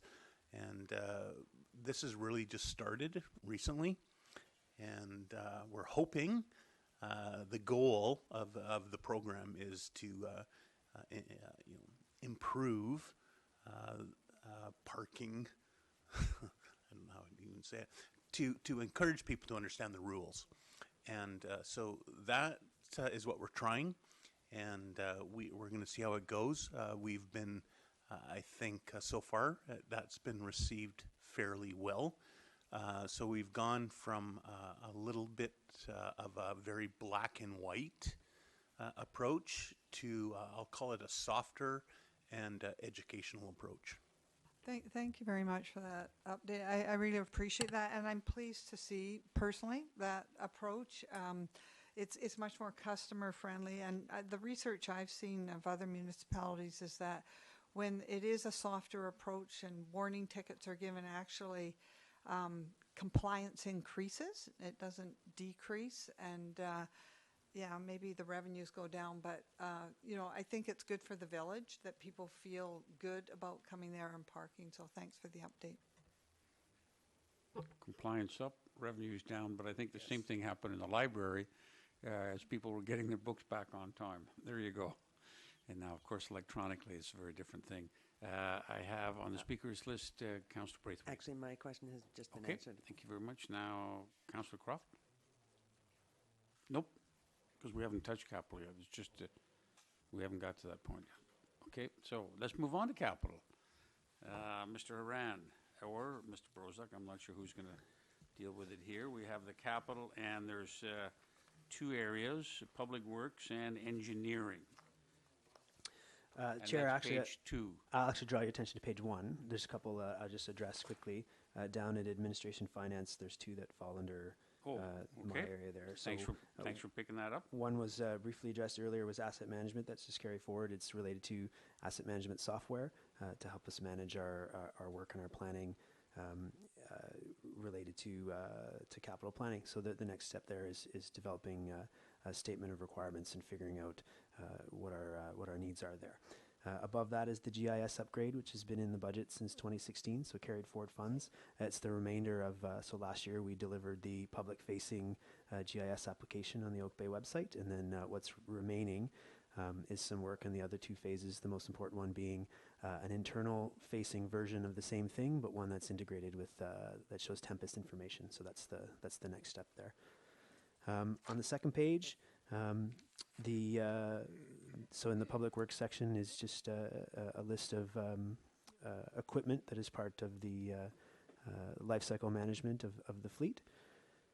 And then the second portion is engineering, which captures our two major capital projects for this year, which is the St. Patrick storm main replacement, and then the upgrade traffic signals, which is to modernize the signals at Oak Bay Avenue and Foul Bay Avenue.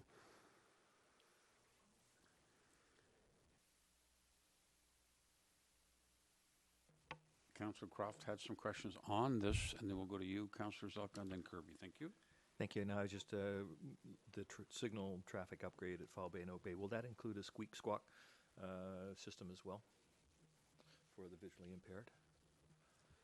Or is that already there? Through the chair, No, it's not there. we have a detailed design of the intersection complete, but I don't recall if that particular portion of it. So I will. The next stage for that, once the budget's approved this year, is for us to go to tender for that. So that in that stage, I'll have a look at the requirements, and then council will have another chance to hear more information about that project. Thank you. Thank you. Councillor Zelka, please. Thank you, Chair. It's the first page of the capital projects relating to the asset management, $100,000. Is that a per year licensing fee, or is that a one-time cost? Is my first question, please. Through you, Chair, that's a very good question. So this has been in the, it's going to take I have to think for a second how I answer this. This has been in the plan for several years, and one of the first things that I saw when I arrived 2 years ago, and it was unclear what the requirement was, and what the long-term plan would be. So I think that's actually fundamentally part of the question that I need to answer this year around this. What is the requirement, and how are we going to fund it moving forward? Whether it's going to be, it's unlikely to be a one-time purchase, as the As you know, the software licensing models have moved away from buy a chunk of software and keep it. It's now subscription based. So we really need to have a smart idea of what it is we're trying to achieve with this software and how we're going to support it moving forward. Supplemental, thank you. If I could have the name of the software, that would also help me understand the value, since I've used a couple and some of them scare me in terms of their cost. Through you, Chair, there's a number of pieces of software out there that could potentially meet the needs of the district. But again, this is part of the approach that I want to take around this, is not to presuppose that it's going to be software package A or B from vendor A or B. I think we really need to understand how we do business now around maintenance management, about how capital planning works, and how we interact with our system of record, the GIS, which has all the information about the assets and the condition and the age. So there's many different ways to do this, and I think it takes some thought about what we really need, about how we're doing now. We could pick an option that would involve very quick change and easy, and there's other options that might seem better at first but would require far more training and it would force other changes. So I don't have a good answer. Some of the ones out there that are very popular, and I'm not saying this is what we're going to do, things like CityWorks, Asset Finder, SAP has some options. There's a bunch of options out there, and I'm not going to say it's one or the other at this point. I need to do the requirements analysis. And I'm very pleased to hear that you haven't decided, and that you're basically, it sounds like this year you'll be going through that whole process and then deciding how to appropriately spend that amount of money. Thank you. Thank you. Councillor Kirby and then Murdoch, please. Thank you, Chair. I have a couple of questions. So when I heard Oak Bay and Foul Bay traffic signals, I heard, I in my mind was thinking Foul Bay at Cadbury Bay Road. As I've heard complaints from neighbors about timing and stuff like that. But there's obviously a prioritized list, as you guys do. So this is an older signal that needs to be upgraded? Through you, Chair. So one of the reasons why this moved to the top of the priority list is around if you look at the more modernized traffic signals, you'll see around the actual signal itself kind of a reflective background. So it's easier to see, like drivers notice them more. So the lights that we have there are older in style and easier to miss. So when we approached so ICBC, we deal with them every year related to partial funding for projects. And when we looked at some of the options available to us in the district about some help to improve safety, that was one that they said, hey, we're willing to pay a good chunk of that portion. So this is the current estimate's $100,000 we're currently in discussions with ICBC, expecting around $75,000 of grant to do that work. So that's part of the reason why it's at the top of the priority list. I noticed that. Thank you. Again, good work in finding those, seeking out grant opportunities.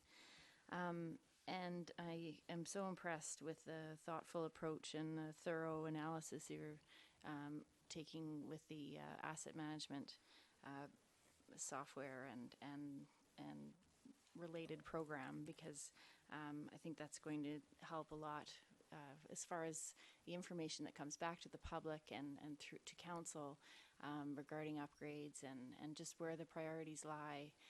Certainly with the citizen budget pilot project, we did see a lot of comments about road maintenance and potholes, and it seemed like that was just about every single comment in that engineering side. And that is true, that people don't see the sewer and storm and water mains, and they don't know the status or whatever, and all they do see is the roads and the sidewalks. So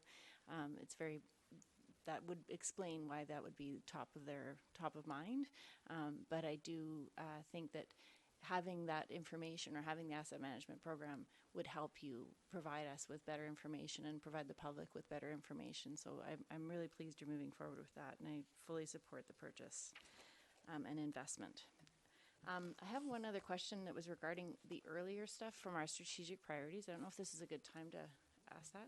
Okay. Yeah, you'd flag that. Yeah, I just noticed in the water supply redundancy, the Henderson Water Main Project. There's a note there that says the grant funding requires project completion by March 31st, 2018. Is that, like, we're 90% done, we're not gonna lose the grant, are we? So the Clean Water Wastewater Fund has an agreement and that's part of so originally when they said this is the grant program, so a year and a half ago, it was fairly well known that there'd be a timeline for completion of the projects.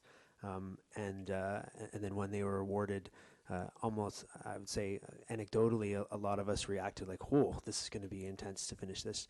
But similar to the question that I answered to Councillor Zelka earlier, we knew that we were going to be under tight timelines. And then as soon as a few months back, if you'll recall, we came to council with a request to award a tender for a pressure reducing chamber. At that stage, because that was the last portion of the project that could be designed, we knew that we were probably going to butt up against the schedule. So we asked the province for an extension and were allowed to complete the extension. And the way the original agreement worked was the works were to be completed by the end of March 2018, with the grants, the claims to be done within a year after that. So now we've received an extension for a year. We don't need a year, we need a month, which is great for both projects. And then the claims will happen as we work through it the next few months. Great, thank you for the explanation. That was a huge relief. Thank lose you. $1 million, thanks. Thank you. Councillor Murdoch, please. Thank you. Through you, Chair. Just a quick question, probably more for finance than for engineering. I noticed that in the capital piece here, there's a number of things that are, parks, dump box truck, crop spreader, things that I would think wouldn't actually fall under parks. Are all vehicles sort of come under public works, or are those separated separately for parks? I don't remember seeing many vehicles under parks. Through your worship, they're funded through the Equipment Replacement Reserve, and that is managed through Public Works. So Public Works does a lot of work on vehicles outside of their own department as well. Okay, so in the budget it shows up under Public Works, even if they're allocated for parks. Okay, no, that's good. Thank you. One of the other questions I have through you, Chair, is foreshore protection on page 2 of the list here. I know we've spoken a number of times on this. What is that $70,000? What is it going to encompass specifically? Through the chair, there's two aims for that amount of money. Last year, we refreshed with an engineering consultant the information we have about the erosion at McNeil Bay. So that's the Shoal Bay, which, as was talked about earlier, there's a reserve in place for the long-term, whatever that capital project's going to be to address that erosion issue. So what we did last year was just get an update, because it is a few years out of date, to see has it gotten much worse? Is it a little bit better? Is it within the expectations? And then now there's going to be some more effort around, really, instead of getting from the initial options analysis phase, which is you could do this, you could do that, but at a high level, to start really putting together some information that we can bring back to council to say this is what this project is likely going to look like.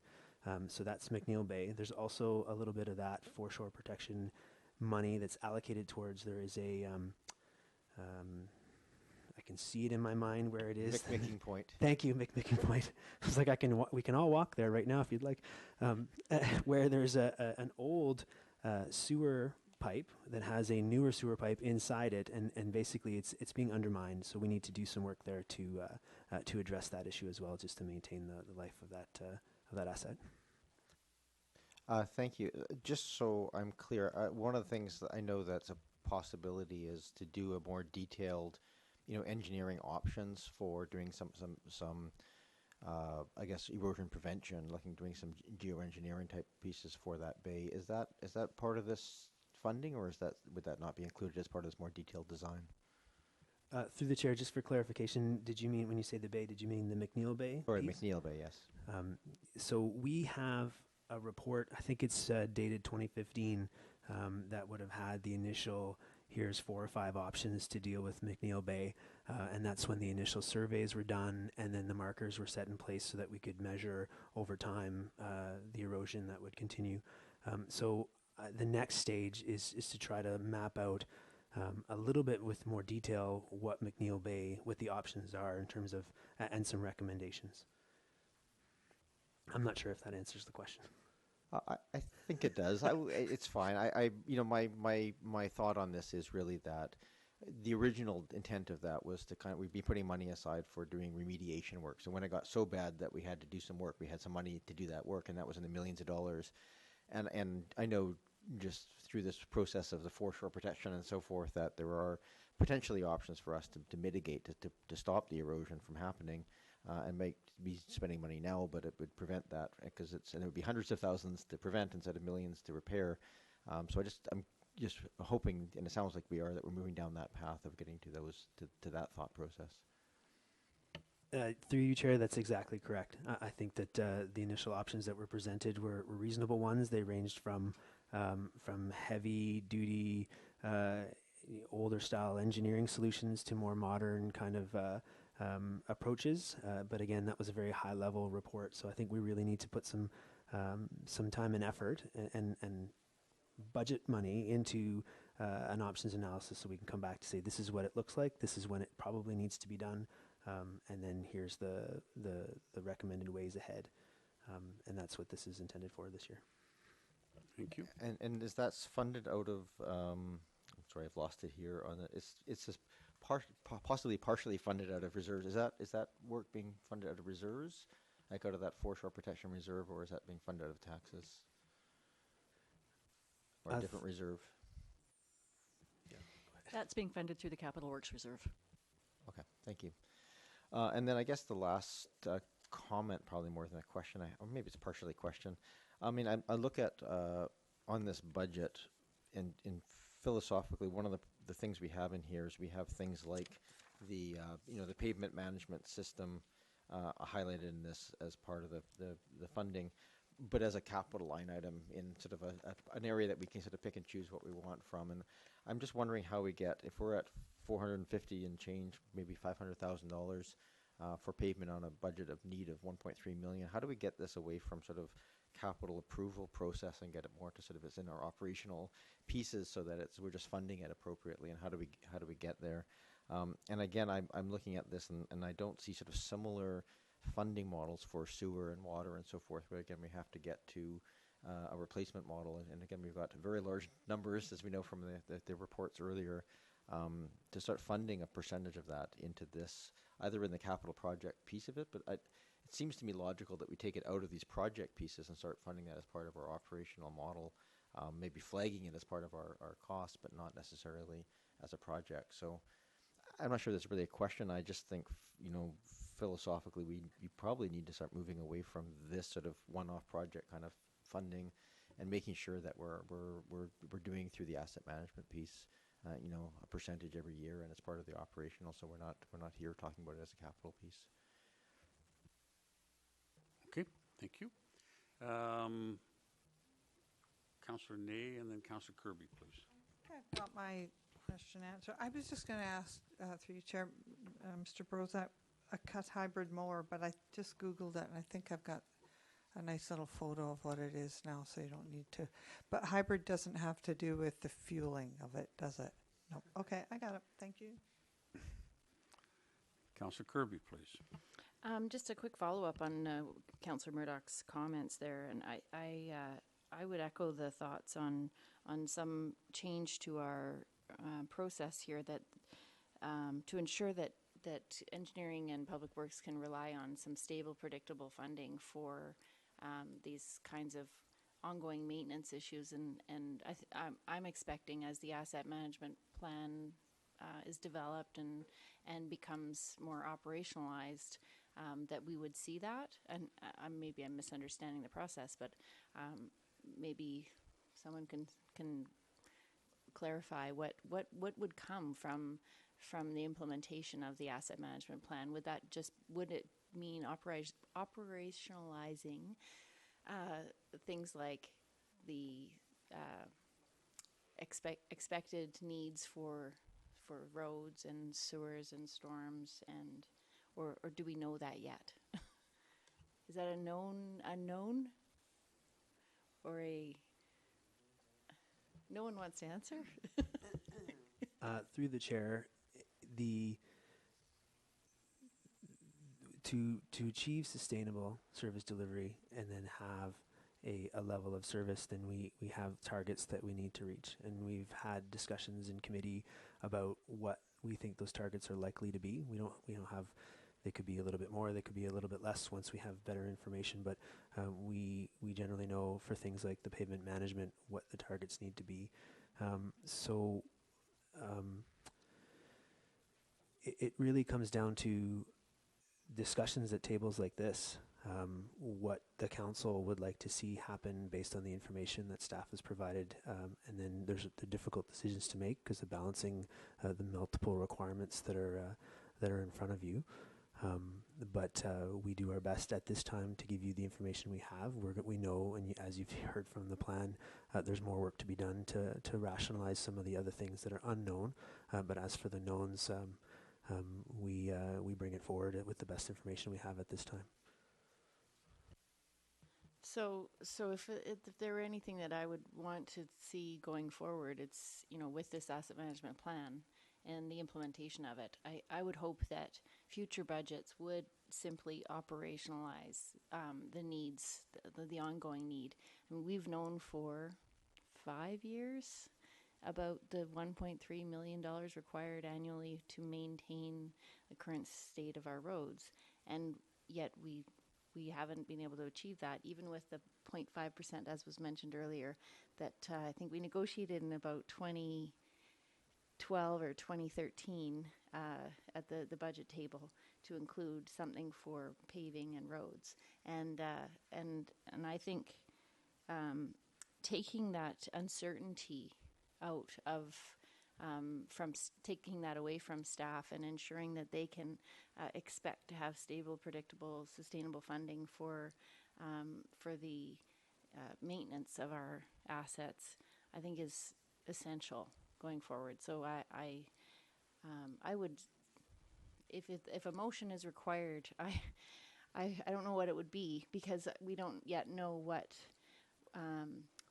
that asset management plan is going to look like yet, but I would be happy to craft a motion for the next meeting if that's necessary. I see Mr. Jones, do you want to weigh in here? I'm not sure if I do. One of the things that I think staff have tried hard to work on this year is to prepare council by informing them of the condition of our infrastructure. And we do need to go away and tie what we know the condition is to how do you actually resolve that issue. We know, I mean, we're an older municipality. The condition of a lot of our pipes and roads are in need of improvement. They're not in the greatest shape simply because we're old. That is not different from many other municipalities in the province. So we need to come back to council. We've said to council, here's what we suggest is your asset management policy, and council has considered that and endorsed that. And now the next step will be how do you bridge that kind of gap between the condition of our infrastructure and putting everything in good place. And that's going to take us a little bit of time to get to that point, but we do need to come back to council and say there's a cost to this, and we are going to need to spend more money on infrastructure, but we want to do that in a very informed way, where you can say, give you some options. But at the end of the day, we do need to spend more on our infrastructure, and we will be thinking about that over the next couple of years, how to best do that. And we intend, and council, I think, actually has done a very good job. You asked us to go out and get to understand what the state of our infrastructure is, and we've done that, and you've seen that. And to be honest, sometimes it's a little bit scary to see some of those numbers, but you've seen those, you've endorsed a plan, and now we need to move to that next step to say, okay, we understand the condition, and now how are we going to address that? So over the next while, and it will take a while, because these are not simple things, we'll have to come back to you and say, here's how we think you should address those issues. Councillor Kirby. I thank you very much for that, Mr. Jones. I understand that, and the presentation we had from the Municipal Finance Authority made that very clear, that there are several options, and we don't have to fund everything through taxes. But you know, but I wonder, as far as maintenance goes, that to me is an operational thing. But maybe there's a better way, and maybe there's a means of using the capital works reserves, or in combination with taxes and grant funding or grant requests from other levels of government. So I recognize that there are other ways of doing that. I just think that if we know that it's got to be more, that delaying doesn't serve anybody very well, and certainly not the next generation. And so, yeah, I'd just like to see us, if we're working towards that, that's fantastic. But I would like to ensure that you know that at least my support is there, should there be a need for a change in council policy to operationalize or make sure that this funding is more stable and predictable year on year, and doesn't become a political decision at this table. Thank you. Ms. Carr, did you want to say something in response? Thank you. I just want to be very clear with council that for operational items such as pavement management, if it's maintenance and repairs, those should not be funded by reserves. So those would be tax dollars. So we do need to look at how we're going to bridge that gap. Okay. Now, I have Councillor, oh, you've already dealt with that. Councillor Zelko, please. Thank you, Chair. Staying with engineering, I love the fact that in estimates I get to ask obscure questions, so I beg a bit of patience from the Chair while I take maybe too many words to get the question out, even though the answer may just be yes or no.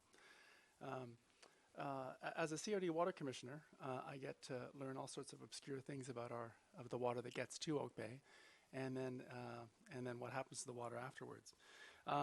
The first part of my question has to do with getting our system back to steady state. Since we're going through this water main replacement, no doubt when the new water main goes into service, there's going to be some turbulence, there's going to be some sediment, there's going to be some flushing, there's going to be all sorts of crazy things going on, normal crazy things. And then basically it has to be, at some point it'll all settle. Is the whole testing process for that getting us to steady state part of the grant, or is this an additional cost? Through the chair, so this is just as a clarification, the Henderson water main extension it's a rare thing in Oak Bay because it's a new water main. It's not a replacement of an existing water main.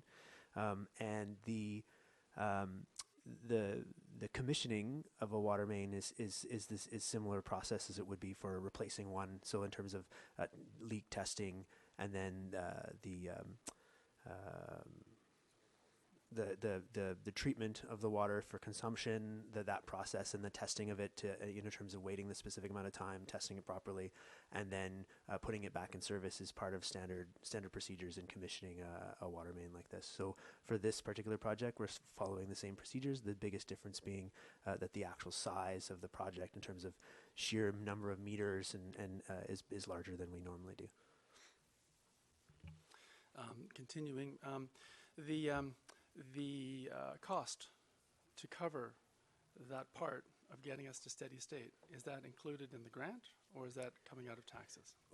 Through you, Chair, when we applied for the grant, we included the full cost of the capital project. So a portion of it was the design costs, a portion of it was the actual construction, and then the commissioning, which is the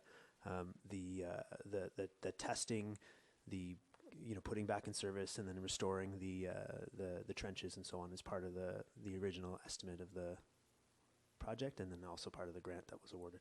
Great. So that's the first part of my question. Thank you. The second part of the question has to do with something I read. I'm going to quote from the 2016 Greater Victoria Drinking Water Quality Annual Report. It's a CRD report that reports out on the quality of water throughout Oak Bay, throughout the CRD, and there's a section in there related specifically to Oak Bay. So this would make reference to, I would presume, after steady state and having nothing to do with the actual water main input portion. And it had to do in particular with sample collection. In 2016, based on current population data for the District of Oak Bay, 19 samples are required for bacterial testing each month.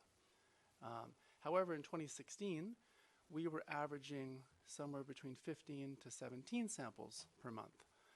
And that put us out of compliance with the BC Drinking Water Protection Act. So I would like to ask, as the second part of my question, where in this budget does it show up to get us into compliance with the BC Drinking Water Act, or maybe we already are?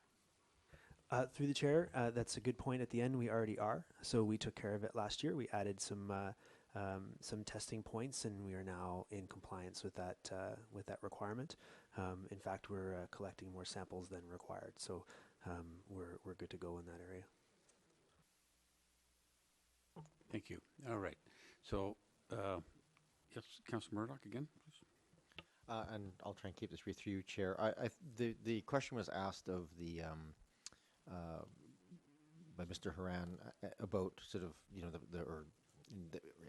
that the direction was required from council, and I would just reiterate what even more so what Councillor Kirby said. I think what I would ask of staff is my observation has been here, particularly under the staff that we have, that through you, Chair, that they do a very, very, very excellent job, and they're very capable. And when I see things like asset management programs and things like that, it worries me a little bit that the time is spent studying and not doing, and money is spent on that. And I think between Mr. Haran and Mr. Brojek, there's a lot of knowledge and expertise and a pretty fundamental understanding of what's doing well and what's not, and what needs replacement and what doesn't. And I would just like to see us, because there is a fairly high cost to not doing the work, particularly when it comes, we know it from roads, from the pavement management system, but also on the pipe side of things. If we're doing emergency repairs, we're paying for that entirely out of taxes, and we get to repair a very small section for a very high cost, whereas if we're doing things with a planned program where we're doing it, we get grants, we're paying often a third of the cost, and we're not paying overtime, we're not doing all those other costs that are emergency. So also we can fundamentally repair the roads and so forth at the same time that we're putting things back. So I guess what I would hope is that, if you want to look in direction, I can give mine, I think probably for most of this council as well. I would like to see that work being looked at in that framework. What is the lowest cost, highest return model for, and and what would have the most effect at preempting emergency repairs and so forth as part of that process? Because when we're looking at hundreds of thousands of dollars to do these repairs, hundreds of millions of dollars to do those repairs, those kind of multipliers kick in really, really quickly. So, and I think the more we delay it, the more emergency repairs we do it, and the the less time we're spending doing the plan stuff where we can actually multiply those dollars. So, I don't really necessarily want to be involved in which goes where first or anything of that nature. I think there's a lot of trust here in those departments and in the finance department to look at those options, and it'd be nice just to see some recommendations. And we have every power to say no, we're not going to spend that amount of money. But the closer we can get to sort of it's going to cost an extra, whatever it is, 1% or 10% or 100% of taxes, whatever that number is, that we can at least look at it and make some decisions politically and do that. So that's my feedback to supporting what you want to do. All right. And thank you very much. That completes then that department. Appreciate that. We do have on our actual agenda today, we have referrals, but that'll be done next week. We also have something called Supplementary Information, which will also be done next week. And so prior to jumping into the public input and comment, we also have sewer fund and water fund, but I don't think that Ms. Carter, you have anything to say to that in particular? No, Your Worship, I don't. Those budgets have not changed since they were approved in the fall with the rate-setting session. All right. So that then takes us to the public input and comment opportunity that we have on our agenda tonight and next week. And as usual, if you could identify yourself, your community, and make a note of that on the paper, and we'll hear from you. Thank you.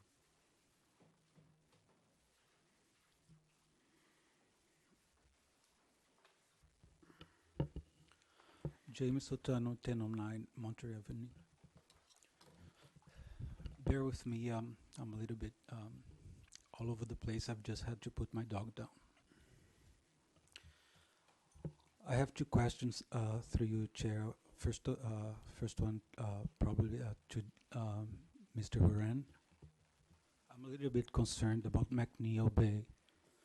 I'm wondering if there's any possibility to apply for federal/provincial grants to maybe mitigate what's happening with McNeil Bay.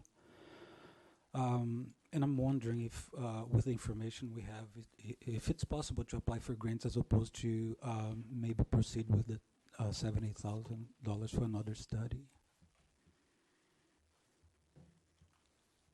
Through the chair, Mr. Sultanum, that's a good question. I think that when we are closer to having a project where we know what it is we need to do, that's a much more appropriate time to ask for a grant, because there's a very practical thing to look at that the grant authorities can review and say, yes, that's a good project to support. So part of this money that's in the budget this year is really around helping us get closer to saying these are the options, allow council to make a decision about what they'd like to see happen based on our recommendations, and then at that point we can get closer to asking for grants. The scope of that project, in terms of how big and how expensive it's going to be, is quite significant. Hence the reserve that's been set up long before I arrived. So I think that this will be, when we are closer to knowing what we need to do, a good candidate for grant applications in the future. Thank you. Second question, this is to the acting director of planning.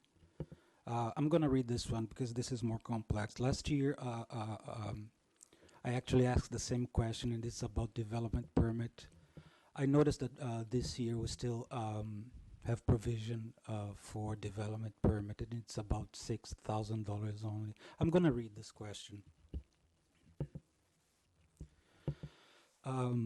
We now have the whole municipality mapped out as development permit area DPA in the new OCP. The reason why the district must charge a development permit is to offset the cost of the planning department, which, by the way, will likely need to hire more people as we move forward.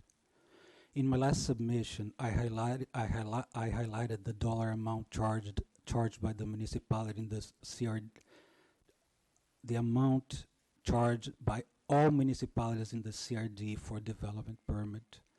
Building permits, development variance permits, and development permits are three different entities and serve different purposes.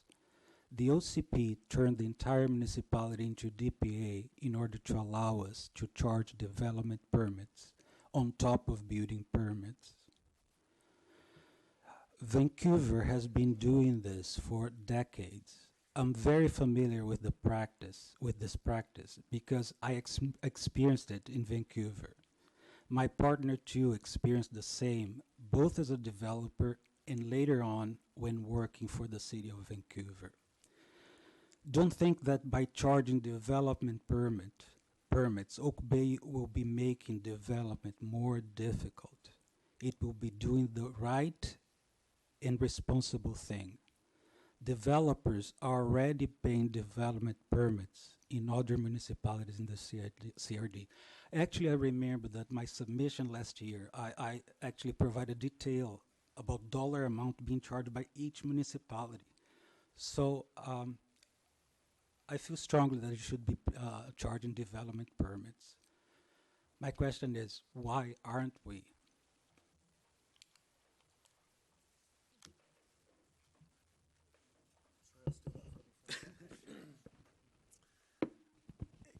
Your worship, so there's some the language around charges for development is complicated.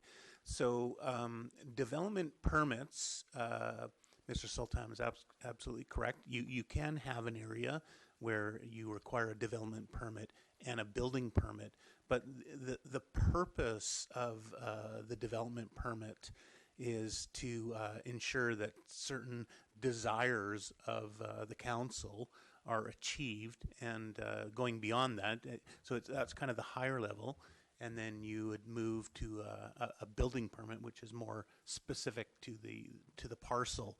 The purpose of those is not to generate revenue, but it is to, in fact, ensure that the desires of the council around development are, if there's design guidelines, that type of thing, that those are achieved. One of the things that council has directed staff to do, and it's actually in process now, is to look at development cost charges and amenity fees. And we have consultants and staff working on that as we speak. And so that would be something in addition to what the district has now. So as an example, if you were to develop in a particular area, you might be required, depending on the size of the development, to pay what are called development cost charges, which are fees that would require a development to contribute towards the impact that they have on the community in the future, and that would be things like parks, roads, drainage, sewer, that type of thing. The other one that we're looking at is amenity charges. So this would be an opportunity to have a discussion with a developer around, okay, you're coming into the community, you're building something new. We think you should give something back to the community. And what that ends up looking like from a policy or bylaw perspective, that is actually in the works, I guess, as we speak. So council has directed that we do the DCC and amenity charges work, and that work is underway.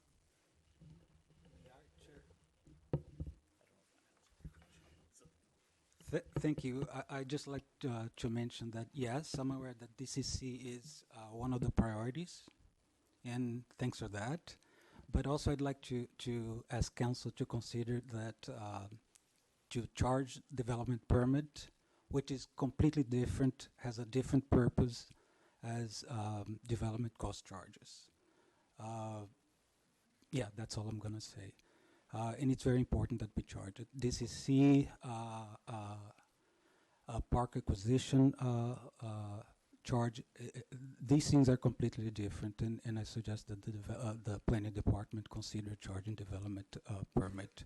It's related to the land, and it's related, the purpose is to offset the cost of the building, the planning department, and of course that most likely we're going to have to hire more people, inspectors, and that's the purpose of the development permit. Thank you. Thank you very much, Mrs. Sultan, and we're sorry to hear about your dog. Anybody else?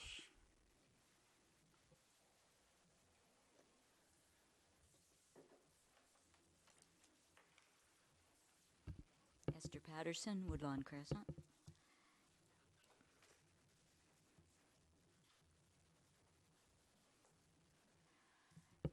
Thank you, and through you, Chair.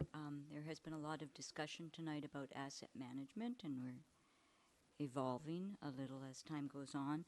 But I guess my take on it is, in reading some of the responses to the citizen budget, certainly when it came to the engineering, there was a lot of commentary about the status of the infrastructure, and I think it's a growing concern. You know, I have an experience I'm going through helping a friend who's because of construction next door and a break in the sewer line, ended up with a flooded crawl space and is now having to move out of the house because all the flooring is going to have to be redone. So this has been like a several-month process. So I hear about it and I help out, but all the people on the street hear about it and gets a broader commentary going in the district. And this isn't an isolated incident because I've heard of more of them. So our director of engineering gave us an update on the asset management last fall. And basically in that, there was, I'll call it an ask. An ask is basically what the reports, the asset management reports back from Opus and more architects on the buildings gave us. And basically on some of the infrastructure type items, the ask was totaled up to about 5.5 million, and in 2017 what was received was about 1.8 million, so there was quite a gap. It looks like in this budget, not approved yet, but in this budget, the ask now is about 3.3 against that 5.5. So while there's an improvement, there is still a $2 million gap.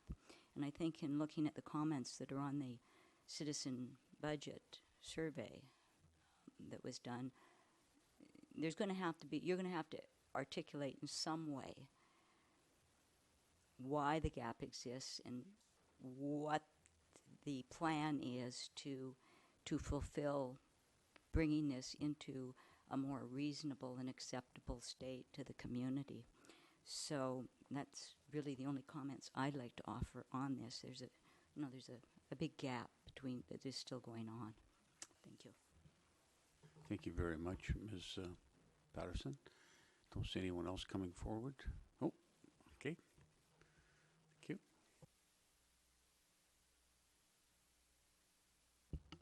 Jake Richardson, Granite Street. I just have one question that has to do with this budget, and that is the $60,000, which I understand has flowed through from an original budget item for $60,000 a few years ago. And there was, excuse me, a consultation and the consultation event, and the cost of that was $45,000. So now this is to do with the suites, right? So now we are looking at $105,000 altogether as the budget. So what happened to the $45,000? Where was it charged against? That's question one. Go ahead, Ms. Carter. Through your worship, there were funds budgeted at least a couple of years ago for a number of items. There was secondary suites, there was housing strategy, and I recall there was one other. I don't remember exactly what it was. Yes, infill, thank you. So off the top of my head, I can't answer that question for you this evening. I would have to go back and look to see, but I can say that there is $60,000 remaining from the budget that year that has been carried forward for secondary suites. Okay. Okay. The other question is, the other is simply a question to know if you have any planning for the ongoing, what will be the ongoing debt service and operational money for when the sewage treatment plant comes online. I understand that there's an estimated figure of somewhere around $500 per household per year. And how will that be affected? Is that going to be collected directly on taxes? Is it going to be in addition to existing sewer and water charges, etc.? I realize this is going forward, but let's plan in advance. And we have over the last number of years kind of been stepping it up, so it's not all of a sudden going from 0 to 750 million kind of thing. So it has been a bit of a ramp up. There was a bit of a hiccup, but I'll let staff deal with the question. Thank you. Through your worship, I have been in conversations with the CFO at the CRD with regard to the costs, and I don't have the information with me this evening, but they are ramping up, as the mayor has suggested, and they are currently being allocated through the sewer fund as well. Okay, thank you. Thank you very much. I don't see anybody else. So we come to the end of our agenda, so motion to adjourn, please. Move adjournment? Moved, seconded, discussion, all in favor, opposed, not opposed. Thank you very much for those of you who came to share the night with us, and thanks to staff again for putting all this together. See you all again Thursday, 5:30.